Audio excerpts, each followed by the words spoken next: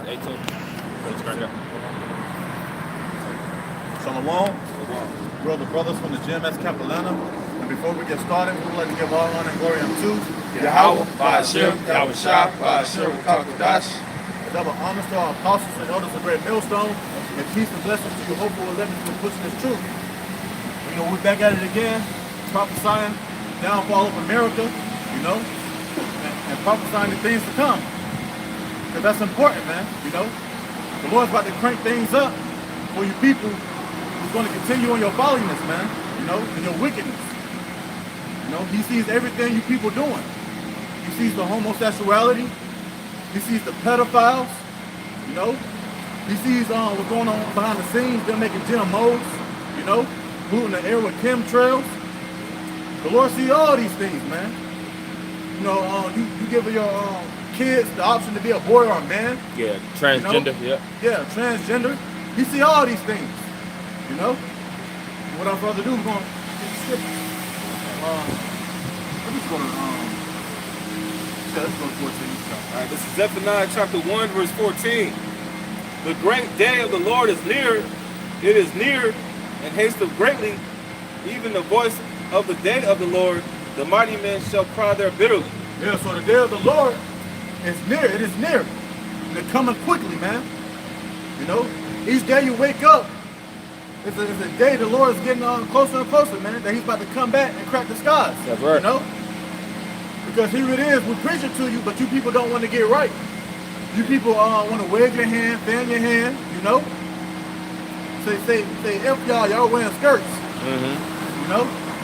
Oh, y'all teach rape the little girls, Continue to scarf and lie on us. Yeah.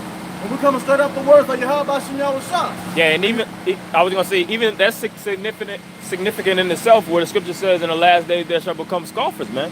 So we know that we're in the end because the Lord raised up always prophets in the latter days to condemn a society before it falls, and He raises up individuals that scoff at those individuals that tell the truth.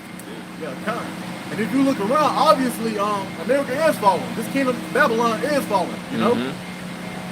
Look at Trump. Look at the government shutdown, man. Yep. You woman, it's gonna be harder for you women to get your nails done. Yep. Your hair done. Yep. Go to the store and buy $200 weed.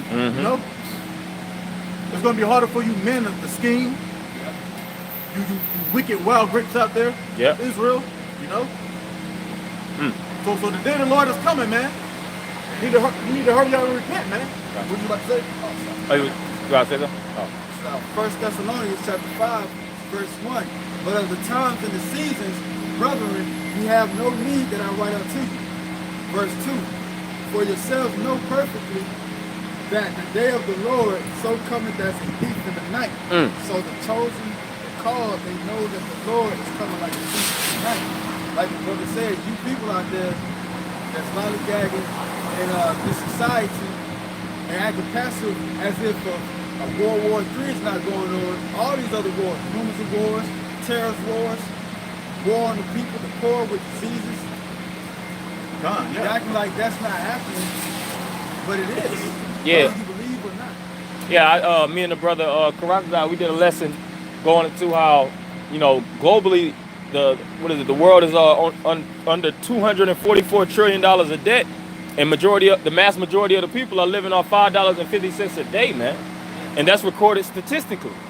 And people are in this society, and they believe that everything is going on and flowing voluptuously, like the scriptures speak about, Jeshua waxing fat, Jake basically being in a high elevated estate. They believe that everything is fine and dandy. But over there in those other countries, it's basically ruins, man.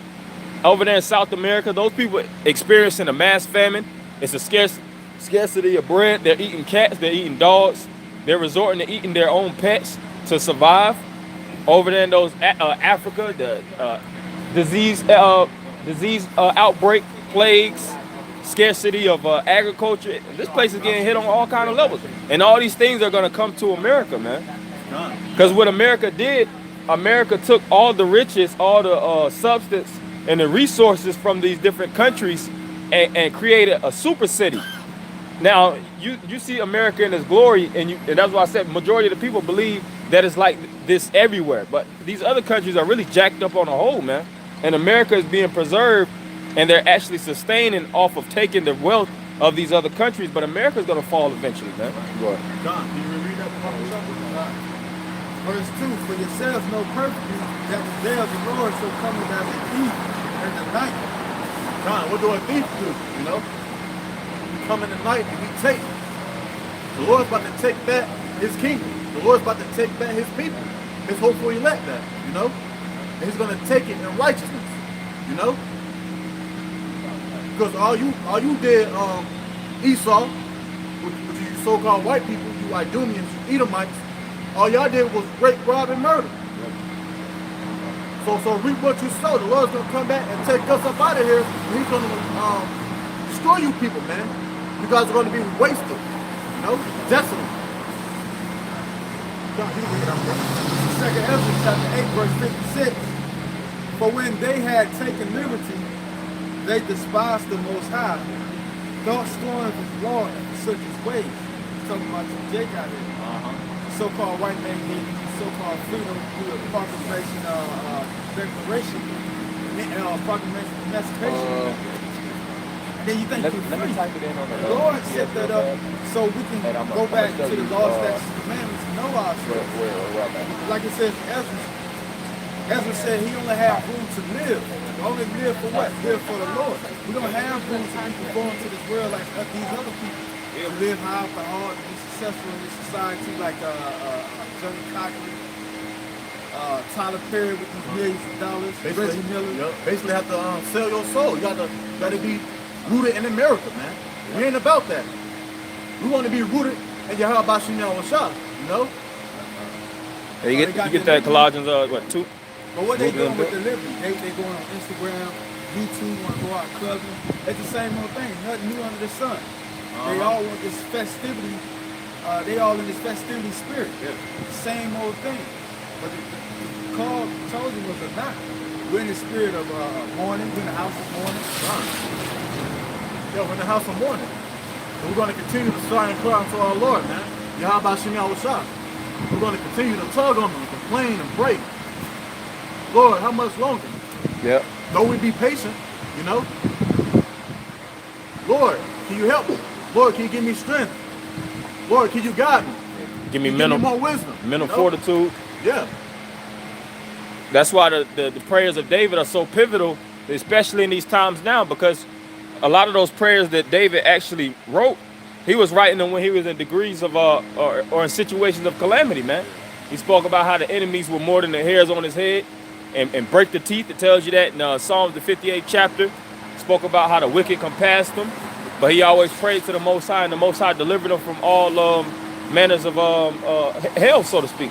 Matter of fact, you get that Psalms 34 and 7, and you can jump down where it says many are the basically the situations of the many things you go through, but the Most High deliver you through them all. It's in Psalm 34, if I'm not mistaken, also.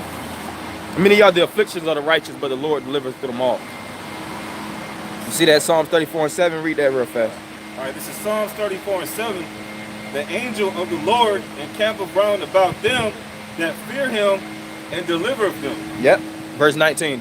Verse 19.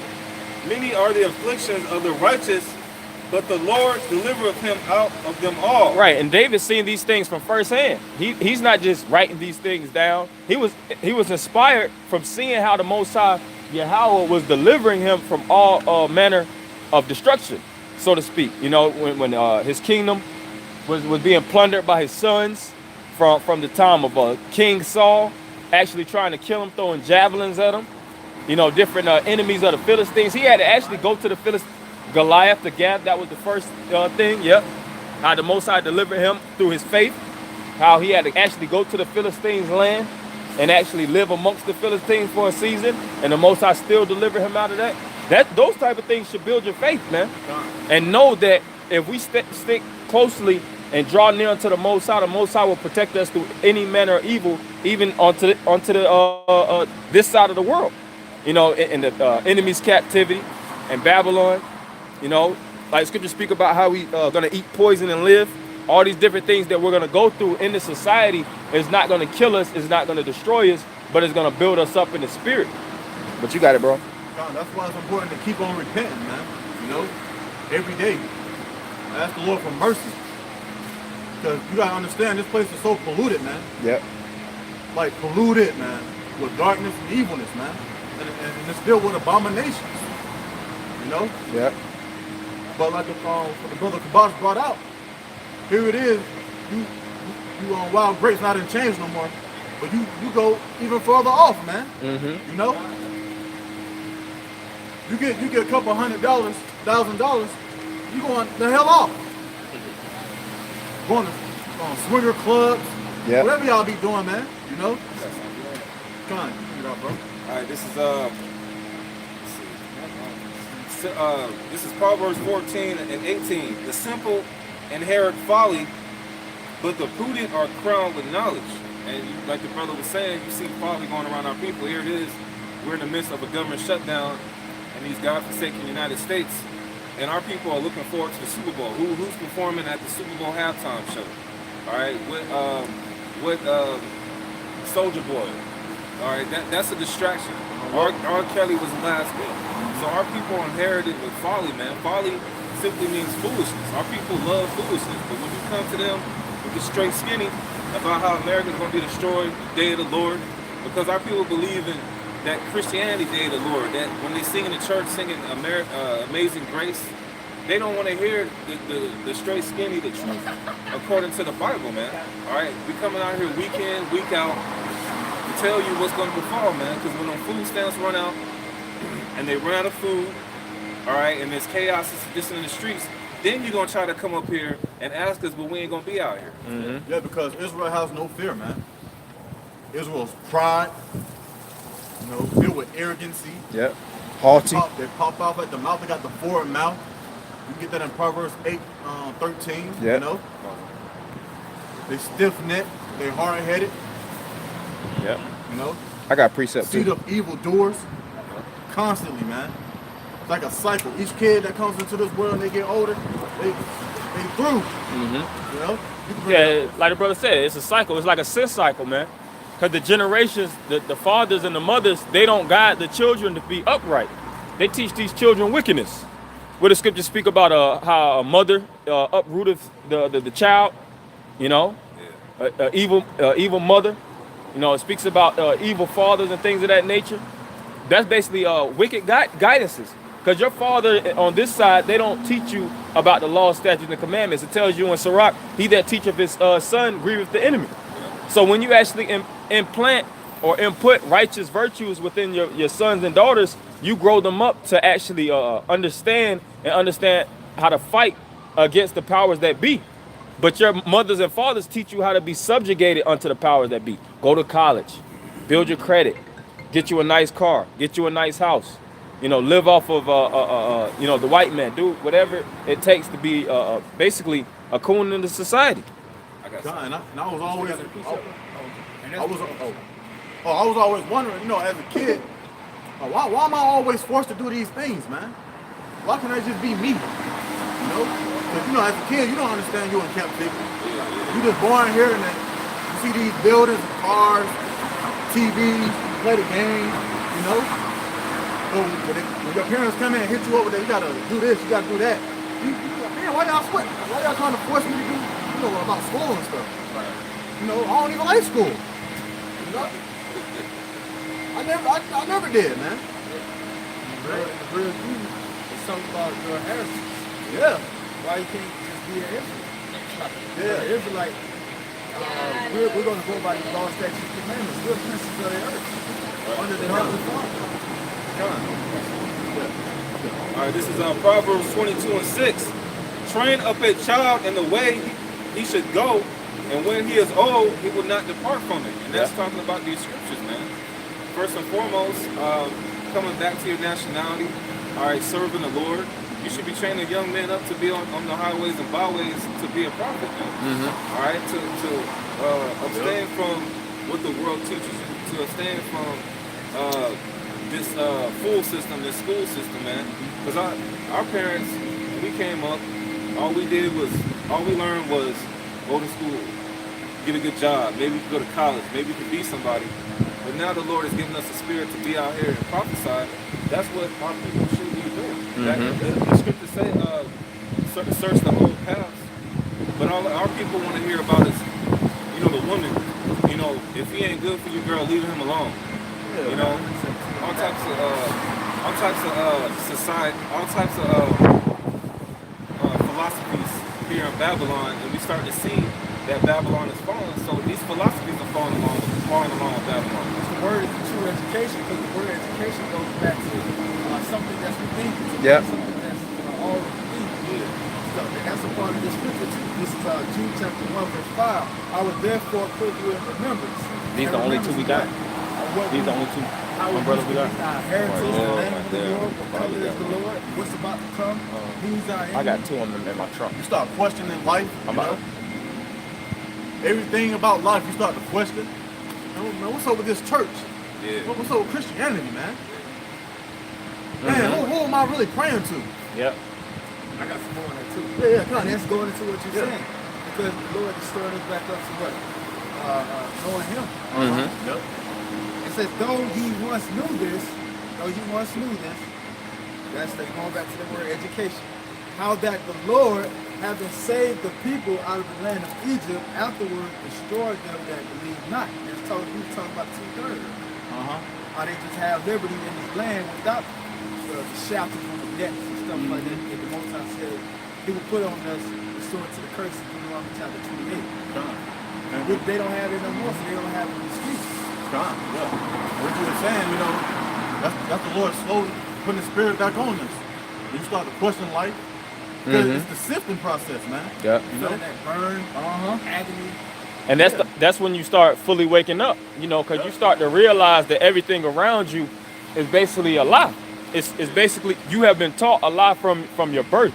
And that's why when you read in John the 3rd chapter, where Yahweh Shah was telling Nicodemus, the ruler of the Jews, he was telling him he has to be reborn. He has to re-educate himself and re-understand what he's living in, you know, what time that he's living in, so to speak. You know, and that's the same thing that we're actually experiencing now. Everything that we was taught was a lie. The American dream, that's a big farce, man. You grow up, you get you a nice woman, you get you a nice car, you know, you live to your fullest extent. We're not living here, man. Everything is about us being in poverty. All right, look at the mass majority of our nation. They're in the ghettos, they're in the projects, they're being fed drugs. All right, they're being plotted and schemed on by the federal government to be killed, to be sickened, to constantly be in and out of the hospitals. We have an enemy, man. We have an individual that's on top of us, reigning over us, that's oppressing us continuously. It tells you that in Isaiah the 14th chapter, man. The ones that rule over the people. Matter of fact, get that real fast. That rule over the people with a continual whip. We have somebody that's whooping our ass, man, deliberately. And just like the brother was saying, this is when you start to question and realize, man, nah, this ain't living, man. This thing is systematically destroying us. We're living in a pit. You know, the individual, the leaders that's over us aren't trying to help us. They're not trying to build us up to become righteous citizens. You know, they're trying to actually kill us off as a nation, man. It's a government plot to kill off the seed of Israel. You got that? Yeah, you go ahead. This is Sirach chapter 12, verse 10. Never trust thy enemy, for like as iron rusted, so is his wickedness. Yeah, man, never trust your enemy. You know, like the brother was saying. Here it is, we've been getting our ass kicked all these years, man. Been forced to go into their school system. We've been forced to have them teach what they want us to know, you know. They give us what they want us to eat. And it's obvious that it's showing like rust. Yep. Because when rust pops up, you can see it clear as day. That's what we see. Yep. We see wickedness of Esau. Yep. It's education, going back to his education, his money system, the way he conducts and allows things to happen in society, transgender. Yeah, people being homeless on the street for numbers of years. You might as well say they dead. It's just a convenient local funeral home for the damn homeless people to bury themselves in. because they don't get up and go and get a damn job.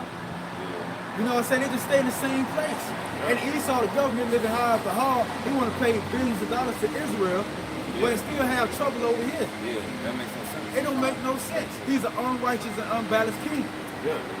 So why would you trust him, man? Why would you spend let's see, when you graduate high school around what, 17, 18? After that, you go to college for another 3 to what, 8 years, you know? So you spending most of your youth trusting in this system, you know, in Babylon. Unknowingly. Yeah, man. Because truthfully, we said, Lord did say, give Caesar to what is Caesar, and give to the Lord what the Lord is. So we gotta pay taxes, we gotta go to work and stuff like that because we're in abundance. A man don't work, he don't eat. Our forefathers went through the same thing. But at the same time, we saying that this is a corrupt system. It's not for us Israelites. It's not tailor-made for us. Go ahead, out. All right, this is let's start at verse 5.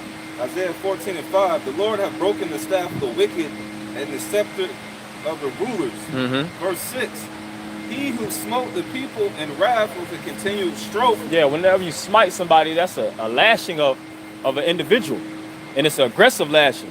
And it said, he who smote the people with what? He who smote the people in wrath with a continual stroke. In wrath. Did not the white man put wrath upon our nation? Starting off with the Northern Kingdom in the 1400s.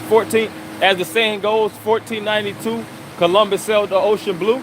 And Columbus didn't come to America in the name of peace. He came to lift up the sword and initiate a war on the people. And from 1492 all the way until this day, we've been at a constant war. There's never been peace on our nation. There's never been a declaration of freedom. There's never been liberation. There's never been sovereignty. It's always been higher taxes, more oppression, and more ass whoopings, man. Because you have Jake that'll jump up and say, well, after 1800s, was that 1860, 65? You had the Emancipation Proclamation, where Abraham Lincoln proclaimed liberty. Well, if Jake understood history and understood how the government works, all they did was take Jake out of shackles and put him in the prison systems, man. Because after that time frame, that's when the prison system started to boom, man. And when the prison institution got initiated, Jake started to get basically life for petty crimes, so to speak. You know, you had the 3-strike law, where for three offenses, 3 major offenses, you're gonna be thrown in the slammer for life. That's in California, right? Yep, in California. Yeah, Jake getting locked up when they didn't do nothing for somebody else's crime. They getting accused for no reason. You got people who just in there. They ain't do nothing. Oh, and you see that on YouTube? A lot of people get released from jail. And it's mainly Jake. It's mainly Jake. But then Esau, I'll give you $1 million when he was wrongfully in prison. That's not gonna cover the time that you was in jail, man. And then you know how much money you made off Jake. You made more than that in jail because they give you like what? They have Jake make license plates and do a little work for the state or the Fed, and they give you like what, 15 cents an hour? Yeah, 15 cents. The petty work is the most important work too. I got something. And that's how they get you. When you get thrown in the system, you get thrown in the slammer, and you got to work by the hour, 13 cent, 15 cent, and all your money. What do? You use it towards commissary. You use it to buy ramen noodles, because ramen noodle trade, that's like the #1 trade in the prison systems, and they mark the percentages up. Ramen noodles is like drugs in prison, man. They actually had something where they was actually speaking about that, man.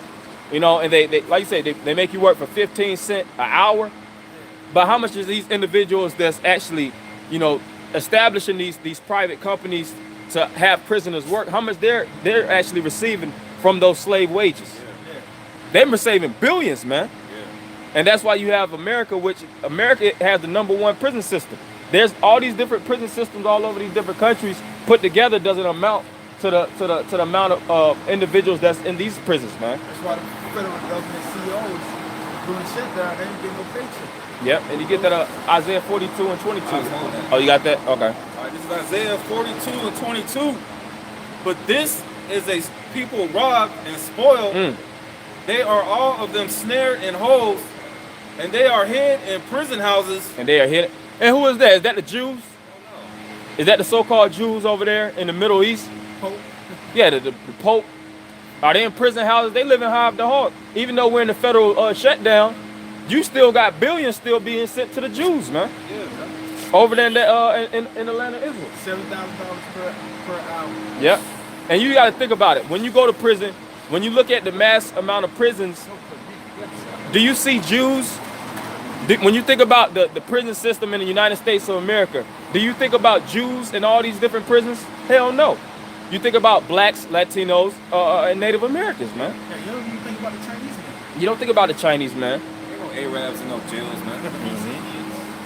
Iranians. And the first prison, before even these institutions were set up, was the ghettos and the hoods. When you look up the word ghetto, it means area where the Jews live.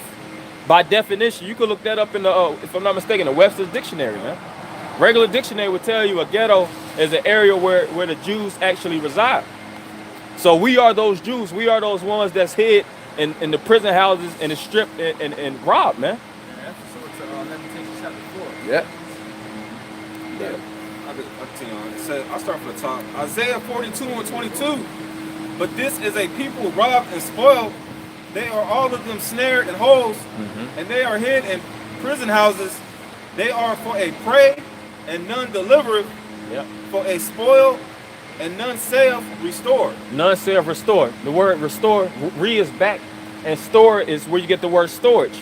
Have we got our storage back? Has the government, the prime ministers, the leaders of the world actually said, you are the true Israelites, you blacks, Latinos, and Native Americans, you are the true biblical Israelites according to biblical prophecy and biblical history, archaeology, all right, and on top of everything else. And we're gonna give you your land back. You're gonna be able to get your land back. You Native Americans get North America back. You Latin tribes could get South America back. You could get the land of Israel back. You could get all your boundaries back, and you could receive all the resources that we stripped away from you. All right, all the gold, all the platinum, all the silver, all the oil reserves. All right, all the markets that we stole from you, we're gonna give that. The white man ain't gonna do that, man. That's how we know that we're dealing with the devil, man. He even wrote it in the book, in the back of the book, talking about they apologize. These certain prestigious companies, certain banks, they say they got in the letters in the back of the book. Yeah, we apologize for all the atrocities that we've done. No. We need blood. Yeah, we need blood. Blood requires blood. Blood for blood. You shed, your blood is restored. You I got something else too. got it. A good indignation, man. A good payback. Mm-hmm. All right, this is Isaiah 51:20. Thy sons have fainted; they lie at the head of all the streets, as a wild bull in a net. They are full of the fury of the Lord, the rebuke of thy power. So our people, that's what the prison system promotes in our people, to be wild boars, to be wild animals. The scriptures say brute beast. Yeah. Because if you go to jail one time and you got that record, you got that felony record, man, it's hard for you to get a job. Yep. It's hard for you to go to college. You can't vote. So you go back to selling dope. Yep. You go back to stealing cars. You go back to jugging, finessing, whatever Jay called in 2019. So it creates a system where you keep going back in. You keep going back and forth. That's why you see on these World Star Hip Hop videos, Jake got a big screen TV in the jail system. He don't want to leave. Yeah. Because Yeah. Cameras and videos. Over here doing, they have their own little marketing in there. Yeah. I might go to sell, or that, you know how that is. Yeah. Selling, More money. yeah. I got something real fast going into the prison also, just like the brother said. This is under Wikipedia, prison rape in the United States. It says prison rape commonly refers to the rape of inmates in prison by other inmates or prison staff. In 2001, Human Rights Watch estimated that at least 140,000 inmates had been raped while incarcerated in the U.S. And this is what the white man pushes. It didn't say not only the inmates are raping, you have the staff. What is that? The wardens, the individuals that's supposed to be overseeing, the CEOs. Here it is, he's supposed to be a correctional officer. He's sticking the baton in majority of these guys' anuses, man. Yeah, they'll show you that in these movies too. Yep. yeah. They'll have you in them handcuffs or whatever. They'll tell you to spread your legs. Yeah, And going that's all when, in they stuff. beating you down and they rape you, man. Yeah. They be showing you that in these movies. It's like that police officer, Van Reeves, caught him in that pawn shop, that gun store. The police was in there. He's an actual cop, and he raped him. Yeah. You had that movie on BET where the black dude, it was back in the day, I'm pretty sure you remember now. The black dude, he was working in a woman's prison. It was based on a woman's prison movie, but he was basically popping out of women women in the prison. Yeah, that's right. You know, they wanted to get certain things, you know, whether cigarettes and things of that nature, they got to suck off the CO. You know, the big, black dude, the black dude. Yeah, well, most of them was in there. Yeah. I think the lady from Martin T. Pam. Yeah, she was in there. Yeah. But that's what's going. Oh, yeah. And that's not a coincidence why BET, owned by Viacom, all right, is showing all these prison movies to Jake. Because they putting it in the mind of Jake that this is all you're going to be. So we're going to show Baby Boy 300 sometimes in a year. Are they going to keep showing these prison movies? So Jake's mind is imprinted on being a thug, a criminal, a gangster. Yeah. So he's already institutionalized before he's even in the joint, man. Yeah. On top of the music you listen to, Yeah. the Futures, the Nicki Minaj's. Because when you think about the leaders of our people, you think about Kanye, you think about Denzel Washington, just big boy niggas, man. Yeah. Individuals that don't promote positivity, they don't promote biblical righteousness, they promote sex and lewdness. Yeah, here it is. They rich, but then they got some words to say to people that's living in poor areas that look like them. Yeah. Who was Kanye to try to lead a nation? I know it. Why you getting this insurance company? You got it. Who is Jay-Z to try to say some shit, man? You know? I got They're just sending these high towers being wicked, man. Promoting witchcraft, you know, dope-fetamine, Percocets, Yep. you know, Xanax. They part of the reason why that fentanyl epidemic is going on in the United States. All them drugs they promote. Because it ain't only white people that's taking them drugs. It's Jake too, man. Jake has a high level of drug addiction, and the culprit behind that is the music they listen to. If you got headphones, and most people listen to what, 2 hours of music a day, an hour plus of music, you know, it's like three minutes plus a track. Most times Jake will probably listen about 30 minutes to an hour worth of music a day. That's about 7 hours a week. You listen about 7 hours a week and all you hearing is drug, adultery, pimping, robbing, prostitution, killing, murder. That's all you hear. That's really what it's saying. Kill, murder, shoot that nigga, rob that nigga, kick in that door. Don't give a fuck. Hit the gas. Break this. Don't follow the authorities. Don't listen. Break the speed limit, so to speak. After a while, fuck that man's woman. After a while, you're gonna become what you listen to. You're gonna become a product of your environment. Because you're being constantly programmed to think that way. And you start know about them. You start know about them vibrations too. Vibrations. Frequencies that do your conscious, man, your subconscious. And they know your law is in here, man. That's right. They know your spirit lies in you, man. That's why this is mental slavery. They already got the minds of you people. They already got your spirits. Unless you confess, man, blot out your iniquities to the Lord Yahweh Shemel Shah, and it's up to him to give you the mercy, man. Beautiful. I said trust not in oppression. Trust Yeah, not. man. I'm good on that. I was just gonna go into a little bit more statistics. Matter of fact, I'll read it since the brother said it. This is on the psychological repercussions. According to the report conducted by the Bureau of Justice Statistics in 2011 and 12, inmates with serious psychological distress reported high rates of inmate and staff sexual assault. And like it says, it's psychological distress. Because here it is, you cook, what they call it, you getting 3 hots in a cot. The food that you're feeding is poison, is inundated with all kind of chemicals. It's not even real food, which in turn is doing certain things psychologically to your brain. On top of you're in a pod amongst rapists, pedophiles, drug dealers. A lot of those people supposed to just be straight up put to death. But here it is, they're hoarding evil spirits and putting them in one big ass building, man. That's what they do with the diseases. Yeah. And then here it is, you might have schemed on the government. What they call it? You might have did a money laundering, or Ponzi schemes. tax evasion. Yeah, it might have been tax evasion, but they'll throw you in the prison with somebody that's a fucking pedophile, man. Yeah. Right. And then they end up touching you. And they end up raping you. And then they think you're gonna come out in society. You might got 11 years prison time.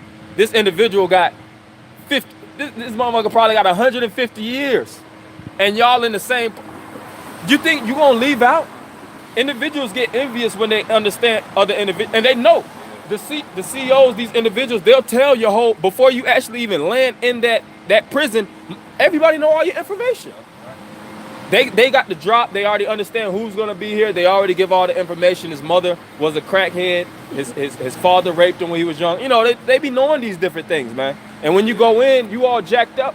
And then when it's time to leave, it's like, damn, how can I leave? I've been raped 7 times. I've been, I've been jacked up. And if you haven't been raped, you've been hearing the wails of men raped around you. If you haven't been raped, you've been damn near shanked. Shanked, yeah. On the verge of dying, man. You gotta get in the game. You gotta get in the game. Yeah, you gotta get tattooed up. And somebody pours the spit in the food. Yeah. That's terrifying. Yeah, you watched that on that show back in the day. I know you brothers remember Oz, man. Oh man, out of BC. Yeah. They had one episode on Oz where an individual had crushed up glass, and they be having access to all kind of stuff. Especially back when prisons first started open, everything was turned into a weapon. They just started to kind of get updates like, okay, you could turn these things into a weapon. Let's keep these away from the staff. But a lot of that stuff people had to die from, and prisoners actually weaponizing a lot of material. But the individual had took glass and he crushed it up into a powder and put it in an individual salad. So here it is, he's eating the salad. You know, salad has a crunchy type of texture, and after he ate the salad, blood was coming all through his nose, blood was coming through his eyes, and he just dropped dead. And when they just, the wardens, the CEOs, they just look at that just another, they've been so desensitized. It's like, it's another nigga that just died, it's gonna be another nigga just like him that's gonna come in tomorrow. They don't look at you like a human being. They look at you like a check. They look at you like an animal. When you have sympathy for these CEOs, federal government, security, and all, they just as wicked to keep it inside. Mm-hmm. That's why the Lord got to come back, man. That's right. That's why, like the brother brought out in Zephaniah, the day of the Lord is coming quick, man. Just to hear this, man, it urges your spirit, man. Like, damn, this place is fucked up. That's wicked. That's why the Lord said these are straights. We're walking in the straights to get to the wide.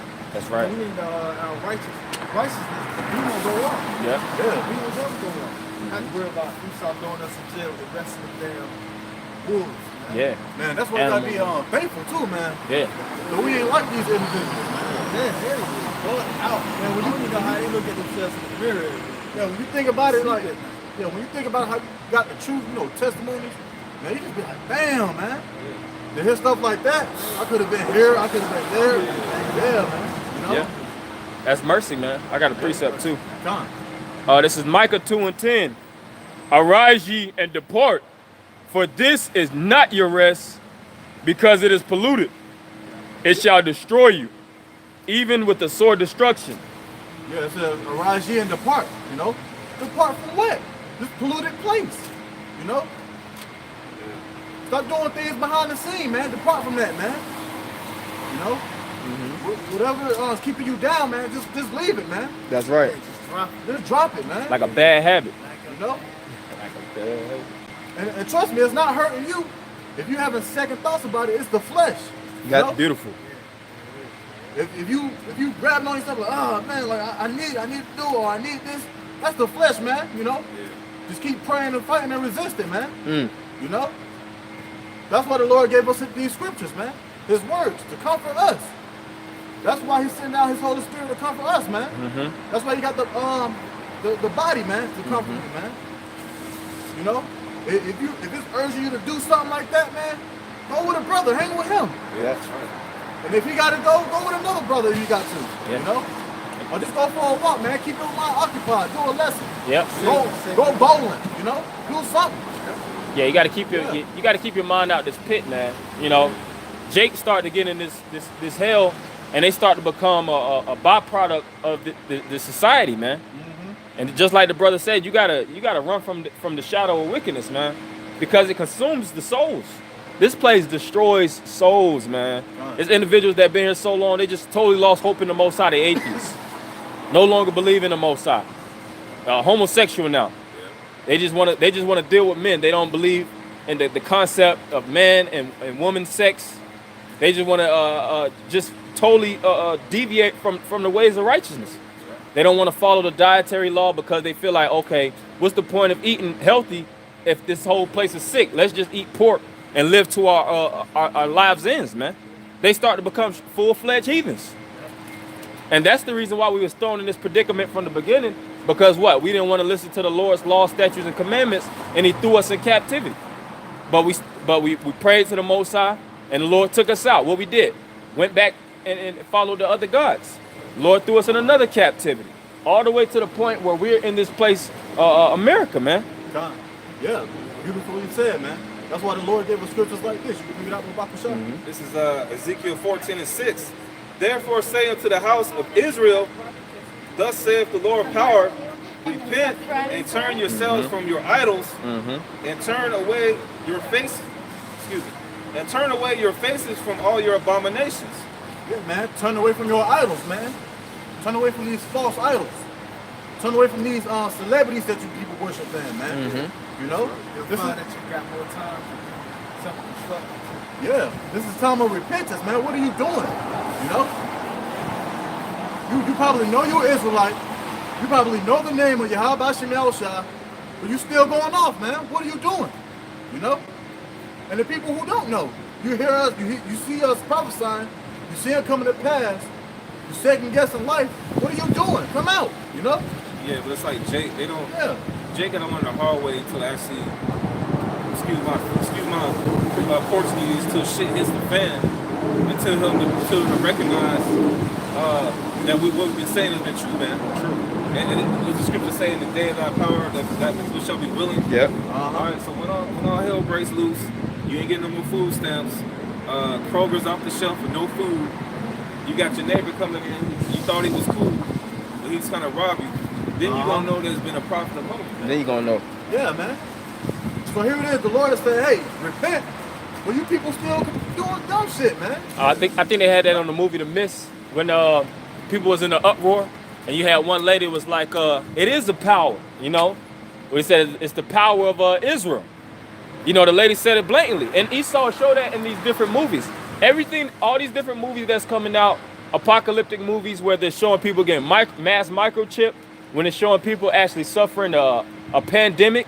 People are going crazy in these different cities such as Atlanta, Chicago, where the dystopian societies, societal elites are killing the masses of people. That's all biblical prophecy. Each and every one of these movies, we could show you how that's located already in the Bible, and men already wrote these events that were going to happen thousands of years before in history. They already wrote about these things that's coming to pass. And these these individuals that produce these movies, they get their inspiration from the Most High, man. That's why they create these different movies where it goes into the societal elitists actually killing the people, actually poisoning the people, microchipping the people. And that's why the Lord actually sets up men, righteous men, to forewarn you and tell you of the trouble that's going to come to pass, so that you'll be able to have a protectionary hedge amongst yourself. Yeah. Nicely explained, bro. Yeah. You know, all these things coming to pass, you guys still going off, man. You know, the scripture said that the Lord is slow to anger. You know? Yeah. He's slow to anger, but here it is. He's in wrath now, man. You know, the Lord wants blood. Just like you Israelites said in the congregation. Let his blood be on our hands. You know? Here it is. The Lord did all these miracles, you know, gave you mercy, healing people, bringing people back from the dead. And you guys are scarfed at him and said, let your blood be on our hands. So that's why you people getting messed up today, man. You know? Before you people question about this thing, man, just repent, man. You know? Until you have about Shem Yahushua that you people ignorantly call Jesus Christ, man. You know? You gotta bring that out in Ezekiel. All right, this is Ezekiel chapter 18, verse 30. Therefore, I will judge you O house of Israel. He said he would judge you, O house of Israel. Because at the end of the day, he's only dealing with the house of Israel, man. Yeah. You Negroes was it's Judah, all the way down to Issachar. You Hispanics, man. That's right. That's right. You know? He's only dealing with all you 12 tribes, man, and none else. You say you only have I known of all the families of the earth. Yeah, can you get that with Baruch Shah? Yeah. Yeah, you continue. Just reread that with Baruch Shah. All right, this is Ezekiel 18 and 20. Therefore, I will judge you, O house of Israel, everyone according to his ways, saith the Lord power. Repent and turn yourselves from all your transgressions, so iniquity shall not be your ruin. Says repent, man. Woo. Repent. But Baruch Shah, you go on the online etymology, you get the word repent. And if you can too, can you get the root word reap? Yeah. Well, yeah. In the well, I pretty much got that word through the Spirit. Well, repent, re is back, and penitence. That's where you get the word penitentiary. So it's an expression of sorrowfulness from turning back and turning back to penitence. You know, basically coming back to your contriteness. That's why it tells you the transgressions. Turn from your transgressions, because a true act of repentance is when you actually do wickedness and you drop it cold turkey, man. You know, like if you were a drug addict and you constantly did drugs and you stopped doing that and that's a form of repenting, because you turn back from that addiction. So the same thing with the iniquity and sin. Sin is an addiction, whether in most cases comes in a form of what? Lust. Lust breeds habits. Scripture says that in James. Sin bringeth. Matter of fact, get that. You got that? Okay. And when lust hath conceived, it bringeth forth sin. God, when you repent, it's an amendment too. Yep, that's right. What's an amendment?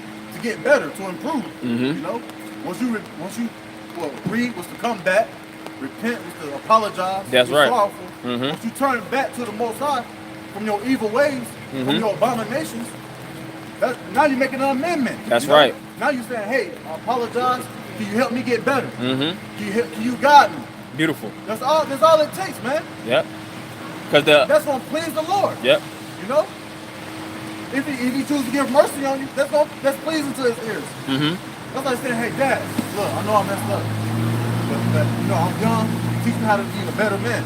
Beautiful. Man, your pops, man, hell yeah, man. Hell yeah. You know? Hey, thanks, man. Yeah, that's the parable of the prodigal son. Because the prodigal son was basically, for lack of a better term, my old nigga, man. You know, he was out running the streets, just blowing the dough, blowing cash, just trying to, you know, live to his full lives in. But he turned back from that. He understood that wasn't living. He had to live that adolescence. He had to get that adolescence out of him. So he came back and he turned back to penitence, like the brother said, and amended. He mended the wicked ways about himself and turned back to the ways of righteousness, man. And his father rejoiced. Beautiful.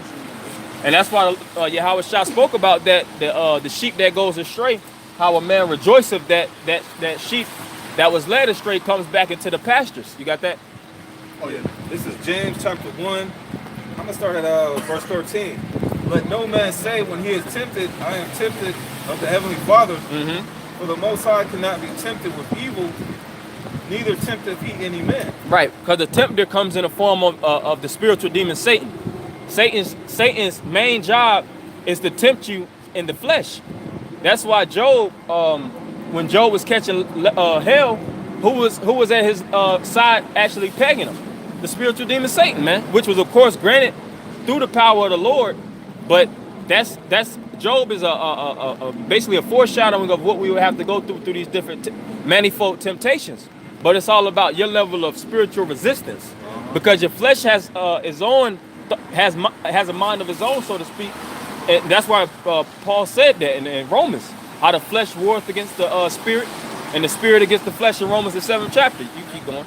Or if you want to say something, it's hard on people too, which you was explaining. It's like an addiction. They be like, oh, I gotta do it. I want to do it. But you gotta resist that, man. Yeah. Because the spirit lies within you, man. Spirit lies within you, yeah. Your spirit is not outside of you, man.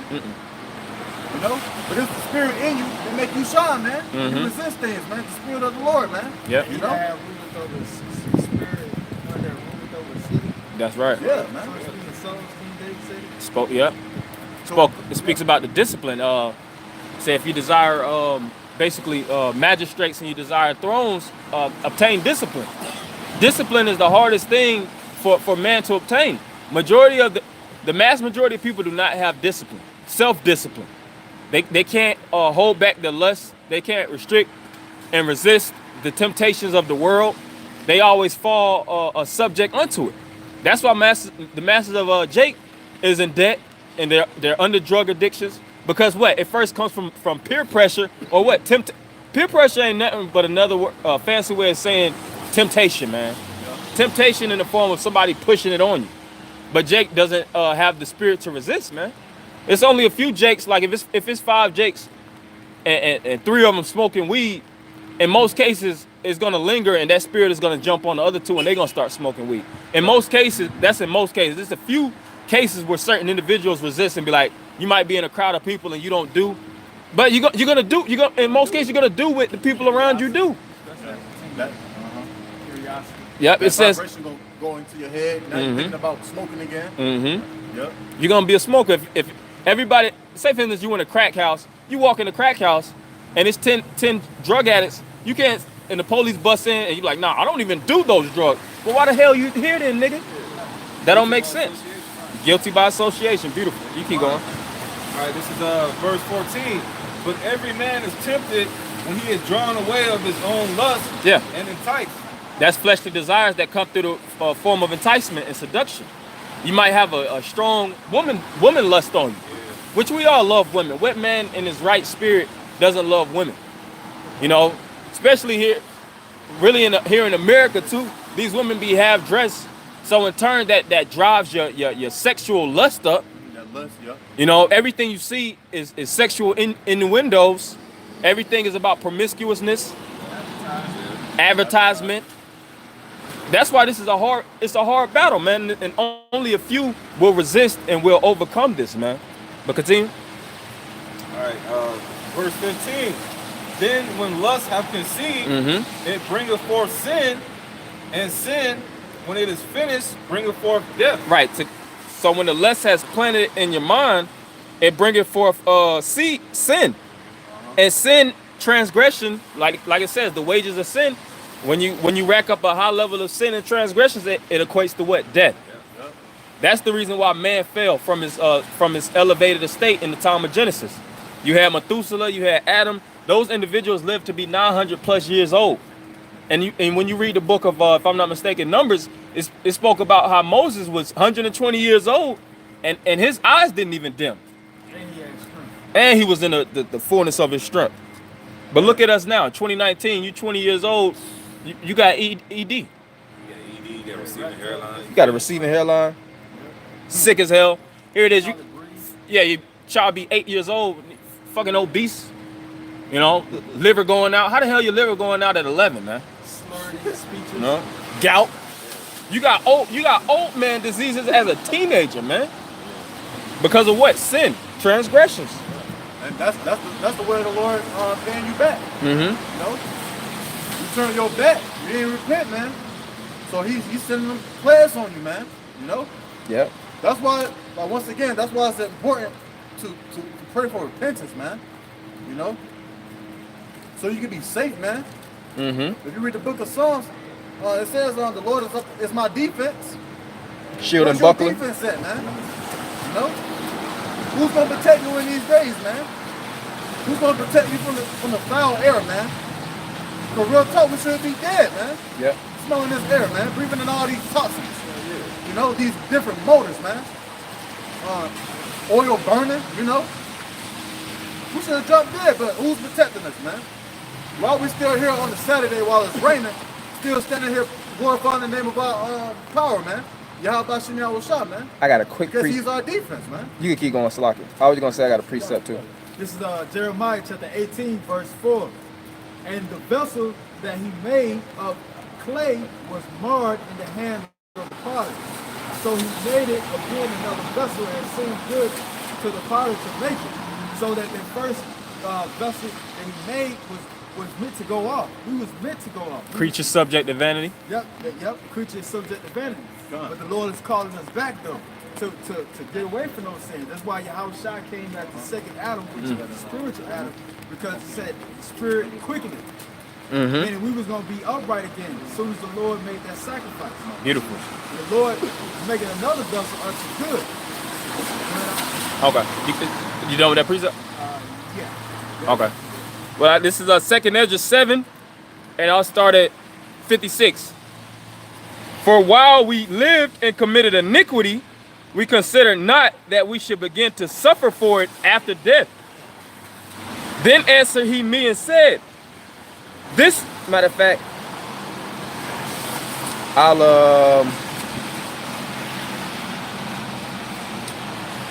I'll start at 48. O thou Adam, what hast thou done? For though it was thou that sinned, thou art not fallen alone, but we all that come of thee. And you brothers, of course, chime in, whenever you want. Yeah, Yeah, because it's like Adam, he had the breath of the Lord, which was these statutes and commandments. That's why Abel was able to give a righteous and favorite sacrifice towards the Heavenly Father, which was complimented by the Lord. Cain was deemed as fair. Yep. And Adam, his transgressions by listening to the weaker vessel, Eve, that's what basically created the fall of man, the sons of God, where they lost their power, they lost their spirit, and they started to be compromised, and they started to tug at the ways of sin, man. I got it. Okay. Ecclesiastes 25 and 24. Of the woman came the beginning of sin, and through her we all died. Yeah, that's why you ain't supposed to be listening to your woman, man. Yeah. You know, Through her we all die. through her we all die. Look at Israel today. Look at the Israelite man today. A woman can get you killed, man. It's a lot of news report on women getting men set up in escort, motels and stuff like that. You may meet a woman at the club, then you go back, and then she got somebody coming in to rob you. Yeah. You gotta watch out for them dating sites, because America is based on like quick satisfaction, and that's all these dating sites give you, quick satisfaction. But you can be set up. We had a story of this guy in Tallahassee, Florida, about a year and a half ago. He thought shit was sweet. He thought he was going on a date. He got put to death, man. Yep. Yeah, I think it was on the Christmas, right? Yeah, Like that. yeah. Yeah, and they were supposed to celebrate, I think, the honeymoon or something. Just spend a quality time together. He out here, he already got a woman. That's why the Lord said about the Christian, stick with one wife. And he was a Jacob too, by the way. He got a woman in a hotel, but we men, so he want to go out and get another woman. But the Lord's like, nah. The Lord took his life. Quick judgment, man. Yep, in the staircase. That's right. That's why I say the woman is the beginning of sin. Because these women house a lot of demons in them, man. Yeah. Their first counselor, when it comes to the options they should take, it comes from Satan, man. Like how we go to the Most High for advice and counsel and wisdom, they go to the spiritual demon Satan, man. Through palm readers, horoscopes, women's intuition. That's all the left-hand side demons they tap into, man. Because they got the power of the serpent on their side. Yeah, because like first thing you meet a woman, man, what's your sign? They're trying to get you caught up into this witchcraft through that sign, man. Get them horoscopes. Yeah. I love Capricorns. What have you said? Yeah, I don't deal with Pisces. Pisces. Yeah. All that, Oh, you a Virgo? We ain't gonna get along. Yeah, because you got fucking demons on you, man. But it ain't never the woman submitting. It's all about who she can rule over. That's why a woman she has the spirit of a black widow, man. But yeah, I got a little bit more on this though. I'm gonna read that over. Verse 48 in 2nd Ezra 7 and 48. O thou Adam, what hast thou done? For though it was thou that sinned, thou art not fallen alone, but we all that come of thee. For what profit is it unto us if there be promised us an immortal time, whereas we have done the works that bring death, and that there is promised us an everlasting hope, whereas ourselves being most wicked are made vain, and that there are laid up for us dwellings of health and safety, whereas we have lived wickedly. And that the glory of the Most High is kept to defend them which have led a weary life, whereas we have walked in the most wicked ways of all. And that there should be showed a paradise whose fruit endure forever, wherein is security and medicine. Shall we not enter into it? For we have walked in unpleasant places, and that the faces of them which have used abstinence shall shine above the stars, whereas our faces shall be blacker than darkness. It's always, it goes back to choices, man. What Moses said in Deuteronomy 30, I present you life and death. There's even a saying in the world, life is about choices. So Jake, this word been going out since '69, man. Yep. So you don't think, Jake, from our parents to us now to this generation Z ain't heard this word, man? Yeah. It's always about choices, but our people are choosing Death. that death style, man. Yeah. They choose death rather than life. It says that, you know. They would rather have their woman rule over them instead of the Lord, man. Yeah. Ignorance is bliss. What did what does the Cypher say on Matrix? I should have took that which pill? Red pill? Yeah. He said I should have took that red pill, man. But red represents blood anyway. Yep. Death, man. Death. You know? So if you guys want to choose death, continue to choose death then, because we get right here giving you life, man. Right in front of your face, man. Yeah, we passing out blue pills. Jake don't want to take them. Jake can see the pill and throw it on the ground. No. Yeah, here, you know, these words that come out of our mouths, man, it's out there, man. Represent life. Vibration, man. You know, spiritual, and whether you hear it or forbear it, man. You know, we're here giving you life. Yep. I got a little bit more. God. 56, for while we lived and committed iniquity, we consider not that we should begin to suffer for it after death. Because Jake has been taught, live your own life.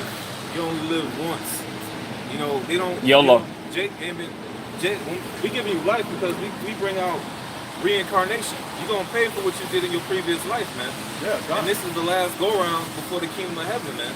So if you don't get right, you're going to get the ultimate judgment, which is those nuclear missiles and those laser beams coming off the chariot, man.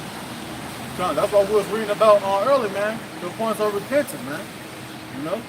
And if you're an Israelite man, be a man, man. You know? Just because your woman said this and that, don't follow after her ways, man. Follow after the ways of Yahweh Shem Yahushua, you know? So what's the whole duty of man? To keep the law, statutes, and commandments, man. You get that right good. I got a little bit more. Oh, slack it, bro. Are you good? Yeah. All right, verse 50, Salakia. 58. That if he be overcome, he shall suffer as thou hast said. Excuse me. Verse 57. Then answered he me and said, this is the condition of the battle which man that is born upon the earth shall fight. That if he be overcome, he shall suffer as thou hast said. But if he get the victory, he shall receive the thing that I say. For this is the life whereof Moses spake unto the people while he lived, saying, choose thee life that thou mayest live. Nevertheless, they believe not him, nor yet the prophets after him, no, nor me which I spoken unto them, that there should not be such heaviness in their destruction, as shall be joy over them that are persuaded to salvation. I answered then and said, I know, Lord, that the Most High is called merciful, and that he hath shown mercy upon them which are not yet come into the world, and upon those also that turn to his law, and that he is patient and long suffereth those that have sinned as his creature, and that he is bountiful, for he is ready to give where it needeth. Right, and that's what it's about, man. Like it tells you in the 58th verse, that a man overcome, he's going to receive paradise. He's going to receive everlasting life. But our people don't believe in that. They can't fathom what's going to come after this life. They're stuck in ignorance. All right, they're stuck off of the material things. They only see with the naked eye. They see the nice cars. They see the materialistics. But what about the things that we don't see, man? What about that which is spiritual, that the Lord promised us in the days to come? paradise, righteousness, immortality. Our people don't turn to that way because they're stuck in sin. They're stuck in stupidity. And that's why we have to keep away from the spirits of these people and stay, like it tells you that also in Ezra, get thee like men unto thee. Because we all are visualists. That's why the prophets, another term that they coined on prophets were visionaries. They seen past what was going on in the modern time, man. They will always look for what would come to pass after this. If they were, that's why they were what? Fortune tellers. They would tell or foresee what would happen in the future times to come. But you can go ahead, bro. That's what it's saying, man. So choose life, man. Choose this life that we're giving you, man. You know? This place out here has no life, man. No matter if you run on scooters, if you drop them in a coupe with the top down, man, you're still dead, man. You can switch to Kabosh. You know? She that liveth in pleasure while she liveth. Oh, she that liveth in pleasure, dead while she liveth. Yeah, man. Being materialistic, man. You can call me the spirit. But you ain't being really man is spiritual, hard, man. but You're being materialistic like a woman. yeah. King Solomon prayed for wisdom instead of the riches. The Lord blessed me with both. Yeah. Because Yeah. with wisdom, you can get riches 10 times over more than you find in this. Because you know how to apply yourself. You know how to find it. And you got discipline. Yep. Yeah, and these Jakes they have that Madonna spirit, man. Madonna had that song back in the day, I'm a material girl, live in a material world. That's Jake, man. Jake got a real fashionista spirit on him. They buying these $2,000 shoes that only took $18 to create, man. Can't walk into a bathroom without doing all this in the mirror. This, Yeah. you know, turn on sideways, have to take a picture of muscle. Yeah, man. Taking selfies, man. Jake do too much, man. That ain't the nature of man. Hey, we was a rough people, man. When you read in the ancient world, which of course we were groomed and fair looking, but man, the hell with that, man. Jake overall, it was all about who you were, man. What you represented. That's where your glory lied. Not how cute you were, not your hairline, how your teeth look, all that bull. Man, you had warriors. Men probably was tooth chip, but all the women want them. You wore a camel Yep. gun. Your house shot been in the desert. I mean, sorry. Now you go ahead. Your house shot been in the desert 40 days, 40 nights fasting. What do you think he looked like? Mm-hmm. And then she went back to the house and changed clothes or something like that. But they don't say the scripture. Yeah. But just the point of it, he didn't care what type of love. Mm-hmm. He even spoke about it in Matthew chapter 16. Yeah. It was very austere, And if you break that word austere down, man, austere going to rough, Mm-hmm. rugged, Mm-hmm. mean looking, Yep. plain, He was a plain sheep. Okay. Aren't we plain men? Aren't we not plain men? So you got to get that woman spirit off you, man. This is life once again. Gird up like a man. That's Lord said I demand that of you, man. Oh, yes. You go ahead. All right, this is Isaiah 46:8. Remember this and show yourselves men, bringing again to mind, oh, you transgressors. And I wanted to bring that scripture out, man, because you got this Gillette commercial, man, talking about toxic masculinity. All right, first off, man, a beard is a badge of male dignity, man. All right, there's various scriptures where there was an account of scriptures where David's men came back to him with their beard half shaved. They told him to go back, man, so they grow. All right, but during this commercial, man, it's making it seem like you can't talk to a woman, you can't play rough, you can't be tough. You just gotta shave your face, and you gotta be in this Queen of Heaven spirit, man. But we're returning to the old past, man. That's why it says to be a man. That's when the spirit of Yahweh Shah is being placed on us Israelite man. But yeah, man, that's why it's important to have the spirit of the Lord on you, man. He's making you to a man, Yeah. Oh, done. Okay, yeah. That's why it's like it. A lot of stuff going on. Yeah, that's why it's important to be a man, man. A man of the Lord, man. He's putting his spirit on you to be a man. Get out of that feminine woman spirit, man. Bow down to her, kissing up to her. Stop being materialistic, man. Who cares, man? You need some shoes, get some shoes, man. You know. They already testing us anyway, so save money, man. Save a little bread, man. You know. The money is a defense, man. You know. Yep. Don't be materialistic and buy expensive clothes, man. So looks don't matter nowadays, man. And don't. Yeah, Ain't nobody looking at your shoes. So that's what the Lord's gonna send our way, man. You know?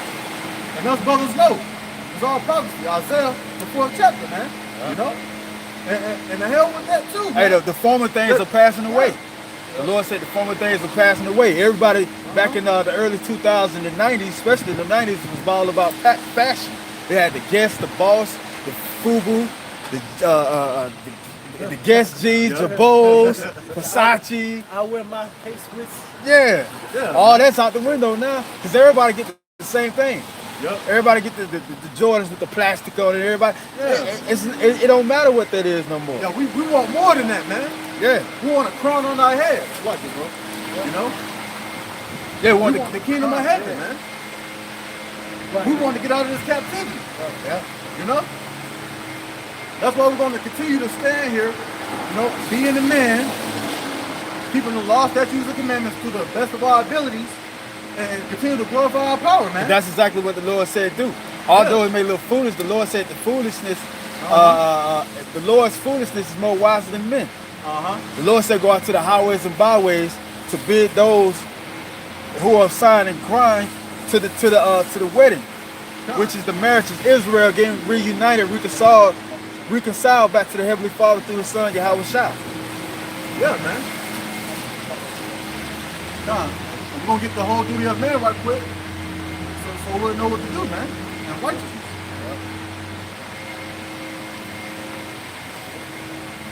Cause to be a man in this thing, man, you gotta keep trimming, man. You know, you gotta keep cutting off your old habits. You know, get rid of that feminine vibration off of you, man. Yeah. You basically gotta shake it off, man. You Shake know? it, yeah, do away with it. Yeah, man. Put it in the back burner. Gotta shake it off as hard as possible. Yeah. This is Ecclesiastes chapter 12, verse 13. Let us hear the conclusion of the whole matter. Fear God, the Most High, Yahweh Shah, and keep His commandments. Yeah, fear the Most High and keep His commandments, man. If you don't fear Him, man, you're not a man of the Lord. Because you need fear to get in this thing, man. You know? You know, all power put us into captivity. How do you not fear that? But the Lord said our enemies above us. Yeah. How do you not fear that, man? You know? The Lord said the viper gonna come. Yeah. And all these things gonna come. He should give us man. he should give us a trembling heart. Yeah. Like that lady at the Federal Government Museum. She was trembling in her heart when she spoke those words about Trump putting his people back to work. Yeah, Trump, if you can hear us out there, yeah, man. not getting on the woman, because we feel for it too, but at the same time, it's the Lord's doing. Yeah, man. And if you think you don't fear, you deceiving yourself because you don't fear. At the end of the day, continue about the song. For this is the whole duty of man. Verse 14. For Yahweh shall bring every work into judgment with every secret thing, whether it be good, whether it be evil. Yeah, whether it be good or evil, everything that you're doing, man, you know, be a man and do accordingly to the best of your ability, man. You know? Yeah. You're going off, don't let it weigh you down, man. Pray for repentance, man. Keep it moving, man. Yeah. You know, you got brothers to talk to, you got a whole family to talk to, man. Just like Elder Yashawamba said, what if the prophet would have just been in their mixed feelings in the time of war? Like, we're in a spiritual warfare, so Isaiah or the book of Revelations would have been like, okay, blessed is he that readeth, and then he stopped because he was going through the hell through the salt mines, catching all hell from the Edomites and Jake that was in that 2/3 spirit, being depressed from all the bad news from the disciples being murdered, and he don't know where his life ended up at. Yeah, man. That's the same thing with us. Yeah. Gotta get out of that, man. Get out of that mindset. Gotta break those demons off you. Those spiritual demon chains off you, man. You know?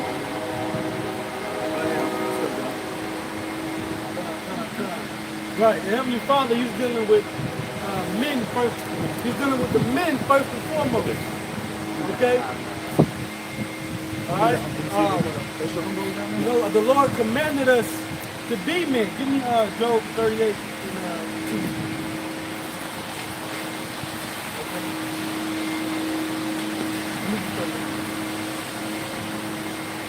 And the Lord said, be instant in season, out of season. It's rain right now. That's one part of being a man. Right. It ain't raining that bad. I don't even know. Yeah. I'm good, umbrella. Right. You know? You gonna say gird up your loins. And it's winter time. In that war, man, there's all types of elements you gotta fight through, man. You gotta fight through the heat, the rain, the hail, the sick, the snow, Mud. the mud. This builds you up, man. Yeah, we in the mud right now. We get it out the mud. Hey, just like those jakes that be in Sierra Leone digging for them diamonds and all type of climate. We're doing the same thing. These Jews right here, we're in the mind of we mining for Yahweh Shah. Fishing for the elect, the true Jews of the Heavenly Father.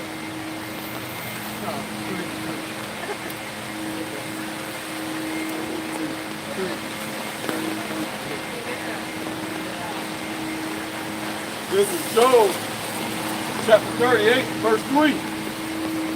Gird up now thy loins like a man. Right, so the Lord says, gird up now thy loins like a man. All right? Meaning, you know, get into the right spirit. Okay? Gird up, meaning prepare. Prepare yourself like a man. Okay? Because the Heavenly Father, all right, as he charges his servants to speak his word according to his will, all right, he's gonna have us all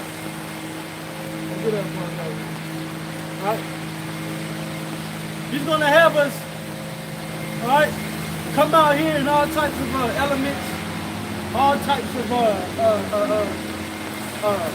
you know, hot, cold, heat. He's gonna have us to come into the face of the people, all right, in the face of adversity, affliction. So the Lord said, prepare yourself. All right, read that again from the top.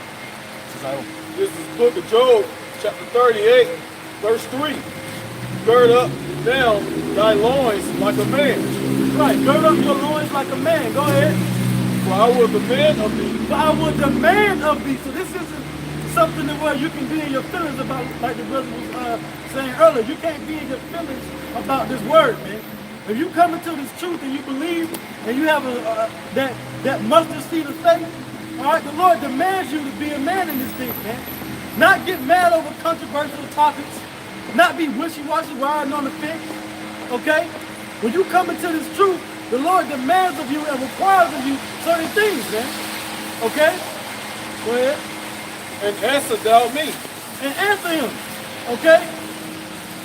All right? Meaning accept what the Lord has put you in the position to be, all right? If the Lord calls you in to be a speaker, a leader, okay? That's what you do, all right?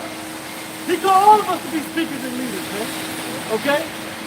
To lead the nation of Israel to salvation by only doing one small thing, preaching his word, okay? Is that it on that verse? Yeah, that's it. Okay, give me Ezekiel 31 and 34. Alright? Now the Lord told us to come out here and do his will, man. Rain, sleet, snow, sunny, cold, hot, no matter. Alright? Until he gives the order, alright, y'all can stop now. Go ahead, alright? Ezekiel 31. Yeah. What? 34, 31.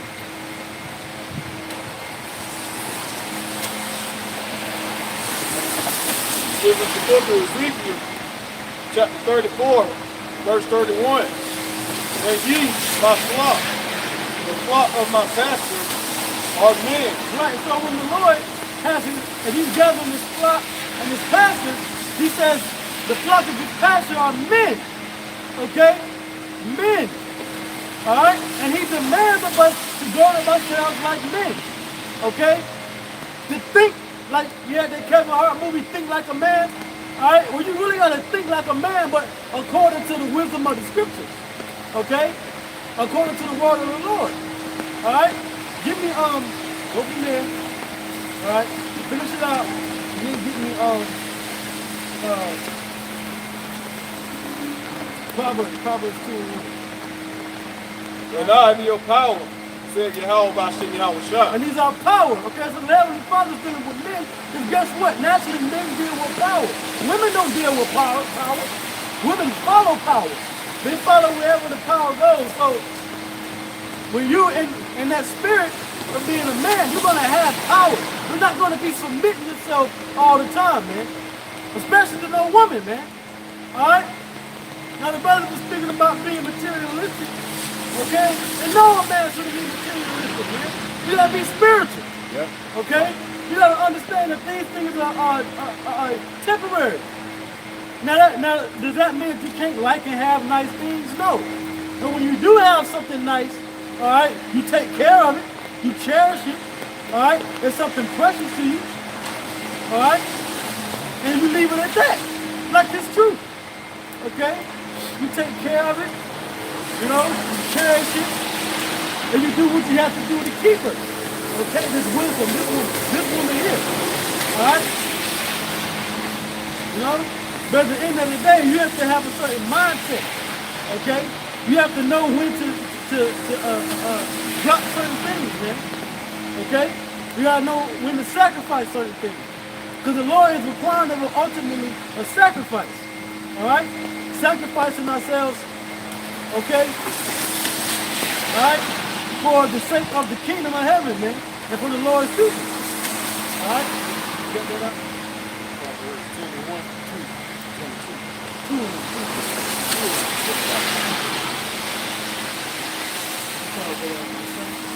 This is the book of Proverbs, chapter 2, verse 1. My son. That's right, my son. Okay? My son. Because the Lord is talking to who? The men. My son. Alright? Go ahead. If thou wilt receive my words. If thou wilt receive my words, go ahead. And hide my commandments with thee, so that thou incline thy ear unto wisdom. So that thou shalt incline thy ear unto wisdom. And that's what this thing is about. Inclining your ear unto wisdom. Alright? Following the commandments of the Lord as men. Because we're going to take this knowledge and this wisdom and we're going to rule the whole world according to it. Okay? Go ahead. And apply thine heart to understanding. Go ahead. Yea, if thou criest after knowledge, and lift up thy voice for understanding. Go ahead. If thou seekest her as silver, and searchest for her as for hid treasures. That's what you're supposed to be doing. Searching for these understanding scriptures like a hidden treasure, man. Okay? And last week, brothers in the camp, we watched that movie, the Never Ending Story. It's an old movie, like a fantasy type movie with kids, but guess what? That movie was very spiritual. Because when he was reading that book, the Never Ending Story, he was getting all into it. Okay? He was getting all into it, man. Alright? That's how you have to be with these scriptures, man. You gotta get into it and dig deep. Like Yahweh Shah said, the kingdom of heaven is like a man that findeth a pearl, okay, and giveth up all that he has, all right, and giveth all that he has, all right, to buy the whole field, okay. What you saying? What you doing? No, I'm talking about, I know. You just speak, go ahead. Verse 5. Then shalt thou understand the fear of Yahweh by Shem Yahweh Shai. Right, then thou will understand the fear of Yahweh by Shem Yahweh Shai. Go ahead. And find the knowledge of power. And find the knowledge of what? Of power. And find the knowledge of power. That's heavy, man. Okay? So when we come out here and we speak the truth in this word, we're coming with the knowledge of power. This truth is going all over the world right now, man. All right? You got brothers, you got men, brothers in different camps, all right? Great millstone camps all over the planet right now, pushing out the knowledge of power, okay? Pushing out the word of the Lord, okay? Pushing out this truth and this vibration. That's why every nation, every kingdom, every city, every country is feeling the birth pains, all right, of this society falling, but it's also getting ready to give birth to what? A whole new society, a whole new way of life, man, that's going to be for the better. Because this so-called white man that's been ruling, like this Edomite, this devil that's been ruling for so long, he's losing his grip on society, man, okay? Everybody's looking at these, especially America, like a joke, man, okay? Like a pure joke, all right? Here it is, this man invited the national college football champions to the White House and served them GMO burgers and french fries, man, from Mickey D's, okay? Everybody in the world knows that McDonald's is goddamn totally destructive food, okay? But he serves them McDonald's. But you know what? That Trump eats McDonald's and Burger King, and he eats that crap, you know? You know? Yeah, there's an old saying that goes, "You are what you eat, man." Yeah, you are what you eat. That's why Trump is full of shit. He's full of crap, man. Like here it is. He's the president. You would expect him to give them a nice steak dinner or something. Yeah. Steak and lamb. Yeah. You expect him to give them a rack of lamb, you know, with some cherry tomatoes and salad on the side, you know, maybe a glass of wine. Yeah. All right, or some, some nice sparkling water or something. No, man. Okay. Bring them a goddamn 99-cent Fanta and a goddamn McDonald's cup and a McDouble. You know? Double on the Sprite, man. You know? And a kid cup, but that, a little kitty cup. Alright? So I want to go from there. Give me the New Testament. Give me 1 Corinthians 12 and 1. If you can. If not, I'm cool with one. Alright? Because this calling that we have is our high calling, man. Alright? We've been chosen and called, Lord willing, we've been chosen, but we've been called to push out the vibration of Israel upon these people. Negroes, West Indians, Haitians, Puerto Ricans, alright, Mexicans, okay? Push this word out to let them know who we really are. And we're a great people, man. Okay? Got it right? Yeah. This is 1 Corinthians chapter 2, verse 1. Look this. There's a lot of noise out here. This is 1 Corinthians chapter 12, verse 1. Now concerning the spiritual gifts, brethren, I would not have you ignorant. It might be Romans 12. I didn't mix up.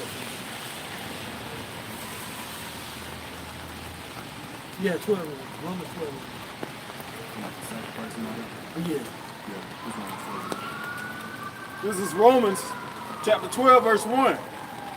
I beseech you, therefore, brethren, by the mercies of Yahweh B'Shem Yahushua, Right, by the mercies of the Lord, that ye present your bodies a living sacrifice. this is why the Lord said, gird up your loins like a man, because you're going to have to present your bodies, all right, as a living sacrifice, man. That's right. Okay?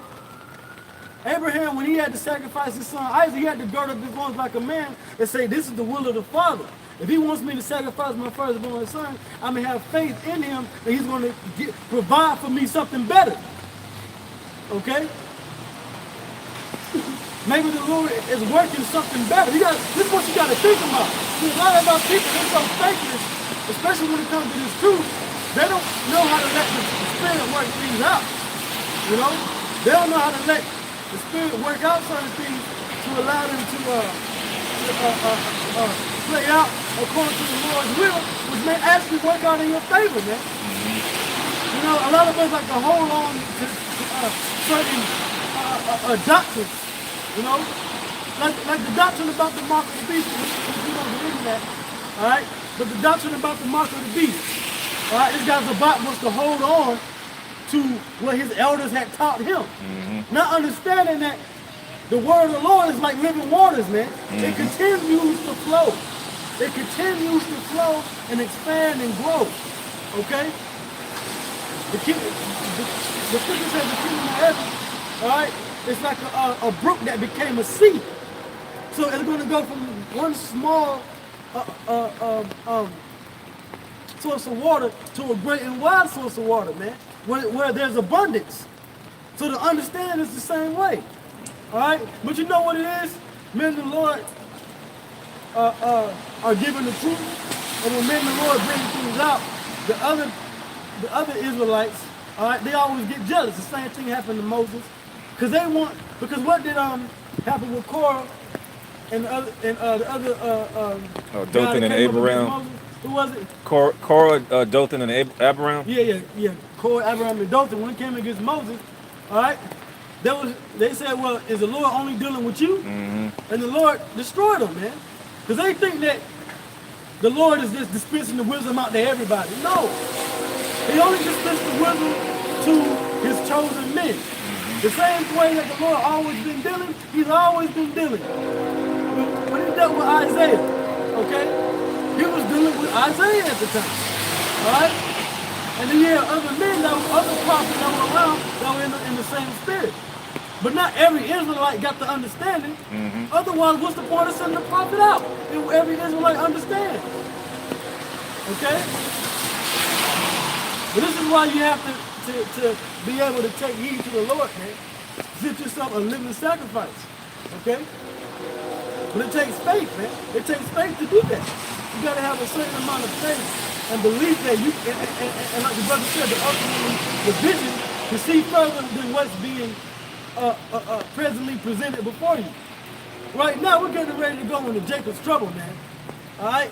And for a lot of Israelites, the majority of Israelites that are in the truth and outside the truth, the only thing that they're going to be able to see is what's happening to them at that moment here in America and around the world. The hell, the death, the destruction, all right, the calamities, the plagues. That's all they're going to be able to see.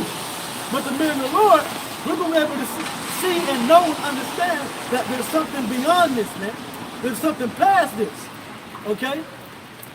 All right? And guess what's past this? Our rulership. Right. But first the Lord has to prove us first, man. Right. He has to make sure that we're worthy enough to actually attain the kingdom. He did the same thing in the wilderness of sin, or the wilderness of sin. We was wandering in the wilderness after we came out of Egypt for those 40 years. The Lord said that he proved us there, man. And for the majority of Israel, you all failed, man. And the same thing is happening now. 2/3 of Israel has failed. But the Lord has preserved the remnant and the elect chosen few that are going to endure. Okay? So this is what we have to do. Endure, man. Endure what's coming. Alright? And it first starts with understanding the will of the Lord and speaking his word, man. Coming out here and presenting ourselves as a living sacrifice. Okay? Meaning sacrificing our time, our energy, our spirit, and dedicating ourselves to edifying our other brothers that's out there, as opposed to doing our own will of what we want to do. Okay? Alright? Go ahead, Al. You start from the top. This is the book of Romans, chapter 12, verse 1. I beseech you, therefore, brethren, by the mercies of the Most High. Right, and this is a mercy that we're able to even come out here and do this. Okay? Through the sacrifice that Yahweh Shah made. Alright? The Heavenly Father was, he deemed it fit for us to get mercy. To raise up prophets again to come out and speak one last time before he finally judges his world. Okay? Go ahead, Rob. That you present your bodies a living sacrifice, holy, acceptable unto the Most High. Holy and acceptable unto the Most High. That's what we're supposed to be doing, making ourselves holy and acceptable unto the Lord, man. Alright? We are called, okay, to do a great work, the greatest work of all time. All right? But for us to be made acceptable, we're going to have to go through certain things. Okay? Was that in on that verse, brother? No, split it more. Okay, come. Which is your reasonable service. Which is your reasonable service. This is what you really, this is the most reasonable, expedient thing to be doing when it comes to serving the Lord. This is how you serve the Lord. Okay? Teaching this word out. Okay? Bringing this word out and teaching this word. Excuse me. Okay? Go ahead. This is verse 2. Okay, so like, you can stop there. Give me a book of Ecclesiastes 2 and 1. Alright? Because the Lord said that we are to be holy and acceptable men of the Lord. Alright? And I'm going to read to you, brother going to read to you, and I'm going to break it down on you what being an acceptable men of the Lord is, and what it requires, what it takes. Okay? This is the book of Sirach, chapter 2, verse 1. My son, if thou come to serve the Lord, Yahweh Bashem God. Now, my son, knowing and understanding that you've been called as a man, as an Israelite man, to preach this truth, all right, that you have to make a living sacrifice, holy and acceptable unto the Lord, for this is your reasonable service. Okay, go ahead. Prepare thy soul for temptation. You have now prepared your soul for temptation. Okay? Prepare your soul for the temptation of the devil and evil that's surrounding you. Okay? Alright? Go ahead. This is verse 2. Set thy heart aright. Set your mind right. Get your mind right. Set your heart right. Okay? Meaning be circumspect, be observant. Okay? Sit down and be still. That's why I read Proverbs, the 2nd chapter. Okay? Finding out the wisdom and the knowledge of the Lord. Because with the knowledge of the Lord is power, man. Okay? Go ahead. And consistently endure and make not haste in time of trouble. Right? Endure and make not haste in time of trouble. Okay? This is what it's about. Being tempted, yet enduring the temptation. Okay? Yahweh Shah himself had to endure many temptations. He was fasting for 40 days and 40 nights. Alright? Being tempted of the devil. But what did Yahweh Shah do? He kept his integrity and he used the wisdom of the scriptures to combat the evil spirits, man. Okay? And we have to do the same thing. We have to use scripture. We got to be more scripture oriented to get through these times ahead. Listen to Isaiah 33:6. Okay? This is verse 3. Cleave unto him and depart not away, that thou mayest be increased at thy last end. Yeah, depart not away, meaning seek the Lord while he may be found. Seek the Lord favor.